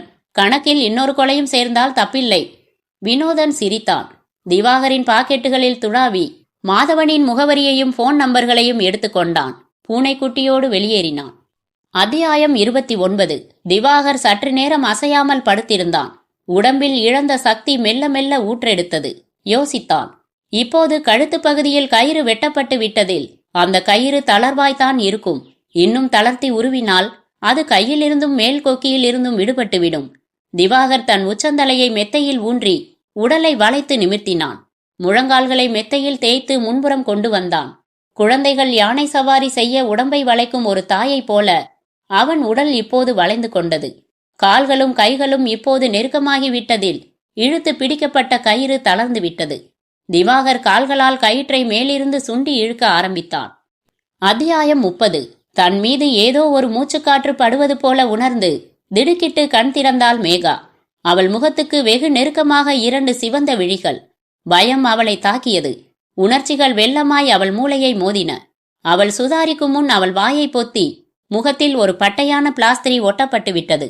மேகா மிரண்டு பக்கத்தில் கை நீட்டி காட்டினாள். அவள் கை தலையணையை மோதியது. மாதவன் எங்கே? உன் புருஷன் பாத்ரூம் போயிருக்கிறான். அவன் வெளியே வந்ததும் அவன் வயிற்றில் இந்த கத்தியை நான் செருகட்டுமா? அவன் மூடியிருந்த முகத்துணி வழியே கிசுகிசுப்பாக கேட்டான். மேகாவின் விழிகள் தெரிப்பது போல அகலமாயின. வேண்டாமென்றால் நீ அசையாமல் படுத்திரு. மேகா கீழ்ப்படிந்தாள். பாத்ரூம் தாள் நீக்கப்பட்டு மாதவன் வெளியே கால் வைத்ததும் அவன் கழுத்தை ஒரு கை சுற்றி வளைத்தது. அந்த கையில் இருந்த கத்தி அவன் கழுத்தை வருடியது. மாதவன் மிக திடுக்கிட்டான். படுத்ததிலிருந்து ஒரு கணம் கூட தூங்க முடியாமல் புரண்டு புரண்டு தவித்திருந்தான். மேகா பெருமூச்சுகளோடு உறங்குவதை பார்த்து வெகு நேரம் விழித்திருந்தான். இனி இந்த உடல் எனக்கு மட்டுமே சொந்தம் என்று பலமுறை தனக்குள் சொல்லிக் கொண்டான். போய் திவாகரை விடுவி என்று மனதின் ஒரு பகுதி அவனை தூண்டிக்கொண்டே இருந்தபோது அதை அதட்டி அலட்சியம் செய்தான். இத்தனை செயல்களில் அவன் மனதும் உடலும் களைத்திருந்தன. பாத்ரூம் போய்விட்டு வெளிப்படும் நேரம் தன் படுக்கை அறைக்குள் இன்னொருத்தன் ஊடுருவி இருக்க முடியும் என்று அவன் சற்றும் எதிர்பார்த்திருக்கவில்லை. அவனுடைய அனிச்சை செயல்கள் மறத்து போயிருந்தன. கத்தியை வைத்தவன் மாதவனை இன்னொரு கையால் பற்றி திருப்பி வெடுக்கென்று முகத்தில் முழங்கையால் மோதினான். இது சொந்த பொண்டாட்டியை சந்தேகப்பட்டதற்கு. மாதவன் சுதாரிக்கும் முன் இன்னொரு கன்னத்தில் இன்னொரு முழங்கையால் மோதினான். இது உயிர் நண்பனை சாக விட்டுவிட்டு வந்ததற்கு. மேகா ஒன்றும் புரியாமல் அவர்களை பார்த்தாள். தன் வாயில் இருந்த பிளாஸ்திரியை பிடிப்பதற்காக அவள் கையை உயர்த்த, அதை தொட்டால் இவன் தொண்டை கிழிந்துவிடும் என்றான் வினோதன் மிரட்டலாக. மேகாவின் கை நின்றது. வினோதன் மாதவனை அழுத்தி உட்கார வைத்தான். மண்டியிடு என்று உருமினான். மாதவன் தளர்ந்து மண்டியிட்டான். வேறு எந்த பொழுதாக இருந்திருந்தாலும் அவனை இவ்வளவு எளிதாக மடக்கியிருக்க முடியாது. திவாகரை விட்டுவிட்டு வந்த நிலைமை, மேகா திவாகர் விவகாரத்தில் ஒருவேளை அவசரப்பட்டு விட்டோமோ என்ற குழப்பம், இழந்த தூக்கம் எல்லாமாக சேர்ந்து அவன் துடிப்பை மழுங்கடித்திருந்தன. அத்தியாயம் 31. திவாகர் கயிற்றின் கடைசி முடிச்சையும் அவிழ்த்தான். கையை உதறி கொண்டான். பாதங்களை தரையில் ஊன்ற முடியவில்லை. இரத்த ஓட்டம் நின்று போன பகுதி மரத்து போயிருந்தது. கால்களையும் உதறினான். 100,000 ஊசி குத்தல்கள் போன்றதொரு வினோதமான உணர்ச்சியை கிளர்த்தி கொண்டு பாதங்களில் ரத்தம் பாய்ந்தது. அத்தியாயம் 32. மாதவன் நாற்காலியில் உட்கார்ந்திருந்தான். உட்கார்த்தப்பட்டிருந்தான். நாற்காலியில் இருந்து அசைய முடியாதபடி அவனுடைய இரு கைகளும் நாற்காலியின் கைகளுடன் கட்டப்பட்டிருந்தன. கால்களும் நாற்காலியுடன் கட்டப்பட்டிருந்தன. இடையில் உதவி செய்வதாக நினைத்து வினோதனின் மீது பாய பார்த்ததில் மேகாவின் கையை அவன் கத்தி சீவி இருந்தது. இந்த முறை உன் கை, அடுத்த முறை உன் புருஷனின் கழுத்து என்று வினோதன் உருமியதும் அவள் அடங்கி போனாள். மேகாவை கட்டிலில் புரட்டி போட்டு அவள் கைகளை முதலில் கட்டினான் வினோதன். மேகாவை அவன் கையாள ஆரம்பித்ததும் மாதவன் திமிரினான். நாற்காலியோடு எழுந்திருக்க பார்த்து ஒரு கழித்து விழுந்தான். மேகாவின் இரு கால்களையும் சேர்த்து கட்டினான் வினோதன். அடித்து போட்ட முதலை போல் அவள் கட்டிலில் இருந்தாள். இந்த வீட்டிற்குள் வரும் டெலிபோன் ஒயரை நான் அறுத்து விட்டேன். அதனால் உள்ளேயும் போன் வராது, உன்னாலும் வெளியே பேச முடியாது. உன் செல்லுலார் போனையும் அணைத்து விட்டேன் என்றான் வினோதன். இந்த கத்தியை 2 வீசி வீசி உங்கள் இருவரையும் தீர்த்து விட்டு போக எனக்கு அதிக நேரம் பிடிக்காது. ஆனால் அது என் வழக்கமல்ல. நான் தப்பு செய்துவிட்டேன் என்று முனகினான் மாதவன். உன்னை பற்றி ஆதாரங்கள் கிடைத்ததுமே போலீசிற்கும் சொல்லி இருக்க வேண்டும். நாளை காலை சொல்லிக் கொள்ளலாம் என்று தள்ளி போட்டது முட்டாள்தனம். அது முட்டாள்தனமல்ல, அயோக்கியத்தனம் என்றான் வினோதன். போலீஸ் என் வீட்டிற்கு உடனே வந்துவிட்டால் அங்கு உன்னால் கட்டி போடப்பட்டிருக்கும் திவாகரை கண்டுபிடித்து காப்பாற்றி விடுமே என்ற பயம். மேகா மிரட்சியோடு பார்த்தாள். மேகா, உன் புருஷன் இந்த மாதவன், இவன்தான் திவாகரை கட்டி போட்டான். எதற்காக தெரியுமா? உன்னோடு அவன் கள்ளத் தொடர்பு வைத்திருக்கிறானாம். நீயும் அதற்கு உடந்தையாம். அதற்காக அவனுக்கு அந்த தண்டனையாம். மேகா அதிர்ந்தாள். தலையை திருப்பி மாதவனை பார்த்தாள். நாற்காலியோடு கீழே கிடந்த மாதவன் அவள் பார்வையை சந்திக்க முடியாமல் கண்களை மூடிக்கொண்டான். அவனுக்கும் உனக்கும் தொடர்பு இருந்ததா இல்லையா என்பது என் கவலை இல்லை. ஆனால் ஒரு விஷயம் என்னை உறுத்துகிறது. ஒரு ஆணுக்கும் பெண்ணுக்கும் தொடர்பு இருந்தால் அதென்ன அந்த ஆணை மட்டும் பிடித்து தண்டிப்பது, பெண்ணை மட்டும் சுதந்திரமாக எதற்கு விடுவது? மேகா மெத்தையில் நெளிந்தாள். அதனால் மாதவன், உன் சார்பாக மேகாவுக்கு தண்டனையை நான் தரப்போகிறேன், என் வழக்கமான அதே முறையில். மேகாவின் விழிகள் தெரித்து விடுவது போல பார்த்தன. மாதவன் நாற்காலியோடு திமிரி போராடினான். சத்தம் போட வாய் திறந்தான். வினோதனின் ஷூ கால் அவன் வாயை அரைந்து மூடியது. பெண் பிள்ளை போல நீயும் கத்தப்போகிறாய் என்றால் உனக்கும் அதே தடைதான் போட வேண்டும். கர் என்று கிழிக்கப்பட்ட பிளாஸ்திரி மாதவனின் திமிரும் முகத்தில் வாய்ப்பகுதியில் ஒட்டப்பட்டது. மீன் தொட்டியில் இருந்து தவறி விழுந்துவிட்ட மீனைப் போல மாதவன் தரையில் நாற்காலியோடு துடித்தான். வினோதன் நிதானமாக கட்டிலுக்கு நடந்தான். என் தேவதைகளை உடையோடு சாகவிட்டு நான் வேடிக்கை பார்ப்பதில்லை என்றான் வினோதன். ஜிப்பு எங்கே இருக்கிறது மேகாமா? மேகா உடம்பை மெத்தையோடு அழுத்தி கொண்டாள். கண்களில் கண்ணீர் ததும்பி புரண்டது. உடையை சேதப்படுத்தி எடுக்க வேண்டும் என்றாலும் எனக்கு வருத்தமில்லை. வினோதன் அவள் நைட்டியை முதுகு பக்கம் கழுத்து திறப்பில் கை வைத்து டர் என்று கிழித்தான். நைட்டி முதுகில் பாதி ஆழத்திற்கு கிழிந்த போது டிஷ்யூம் என்ற சத்தம். வினோதன் தன் கையை உதறிக்கொண்டு பின் வாங்கினான். அவன் கையில் இருந்து ரத்தம் கொட்டியது. சாரி என்று கதவு திறந்து நுழைந்தான் திவாகர். உன்னை காயப்படுத்தாமல் பிடிக்க வேண்டும் என்பதுதான் என் ஆசை. ஆனால் நீ அதற்கு இடம் கொடுக்கவில்லை. வினோதன் ஆத்திரத்துடன் அவன் மீது பாய திவாகர் நகர்ந்து அவன் கால்களை இழுத்தான். வினோதன் தரையில் குப்புரடித்து விழுந்து வழுக்கிக் கொண்டே போய் சுவரில் முட்டினான். பயப்படாதே, உன் காயத்திற்கு உடனே மருந்து போடலாம். உன்னால் இவர்களுக்கு காயம் பட்டிருக்கலாமோ என்று போலீஸோடு ஆம்புலன்ஸையும் வர சொல்லிவிட்டேன். பின்னாலேயே வருகிறார்கள் என்றான் திவாகர். வினோதன் கோபமாகி எழுந்தான். ரத்தம் கொட்டும் கையை அலட்சியம் செய்து இன்னொரு கையை வீசினான். கத்தி சுழன்று பறந்து வந்தது. திவாகர் அந்த வேகத்தை எதிர்பார்க்கவில்லை. கத்தி அவன் வயிற்றில் குத்திட்டு நின்றது. திவாகரின் முகம் விகாரமானது. அப்படியே தடுமாறி பின் நகர்ந்து கட்டிலில் மோதி கீழே சரிந்தான். அவன் கையில் இருந்த துப்பாக்கி எகிரி தரையோடு வழுக்கி போனது. மாதவனோடு புரண்டிருந்த நாற்காலியில் முட்டி நின்றது. மாதவன் கையை புரட்டி அந்த துப்பாக்கியை பற்றினான். அப்படியே நாற்காலியோடு சற்று இடம் பெயர்ந்தான், இழுத்தான். எல்லாம் சில நொடிகளில் நடந்து முடிந்துவிட்டது. தோட்டா வினோதனின் வலது கணுக்காலை பெயர்த்தது. அவன் அறுபட்ட மரமாய் கீழே சரிந்து விழுந்தபோது தபதபவென்று போலீஸ் பூட்ஸ்களின் ஒலி கேட்டது. அத்தியாயம் 33. முட்டாள் என்றான் திவாகர். குரல் வெகு பலவீனமாக தொண்டையிலிருந்து கசிந்தது. ஆஸ்பத்திரி கட்டிலின் வெள்ளை விரிப்பில் கால் பக்கம் மேகா உட்கார்ந்து விசித்துக் கொண்டிருந்தாள். நான் தான் பிழைத்தாயிற்றே, அப்புறம் ஏன் அழுகிறாய்? மாதவன் எங்கே? பேசிய போது வலி அலை அலையாக உச்சி மண்டை சென்று தாக்கியது. இங்கேதான் இருக்கிறேன் என்று அவன் கையை அழுத்தி கொடுத்தான் மாதவன். தொண்டை அடைத்திருந்தது. கன்னங்களில் கண்ணீர் அருவியாய் இறங்கிக் கொண்டிருந்தது. சின்னையா? சின்னையாவின் பேரில் இருந்த கொலை குற்றம் விலக்கி கொள்ளப்பட்டு விட்டது. வீடு புகுந்து திருட பார்த்த குற்றம் மட்டும்தான். மாதவனால் இயல்பாக பேச முடியவில்லை. நேற்று கமிஷனர் ஆபீஸில் மீட்டிங் இருந்தது. எல்லோரும் உன்னை பற்றித்தான் பேசினார்கள். திவாகர் கண்களை மெல்ல மூடி திறந்தான். தேங்க்யூ மேகா என்றான் மெலிதாக. எதற்கு? பிளாஸ்கை பார்த்தேன். எனக்காக ஸ்பெஷல் காஃபி போட்டு கொண்டு வந்திருப்பாய், அதற்குத்தான் என்று புன்னகைத்தான். சீ போ. மேகா கண்ணீருடன் சிரித்து அவன் கையில் தட்டினாள்.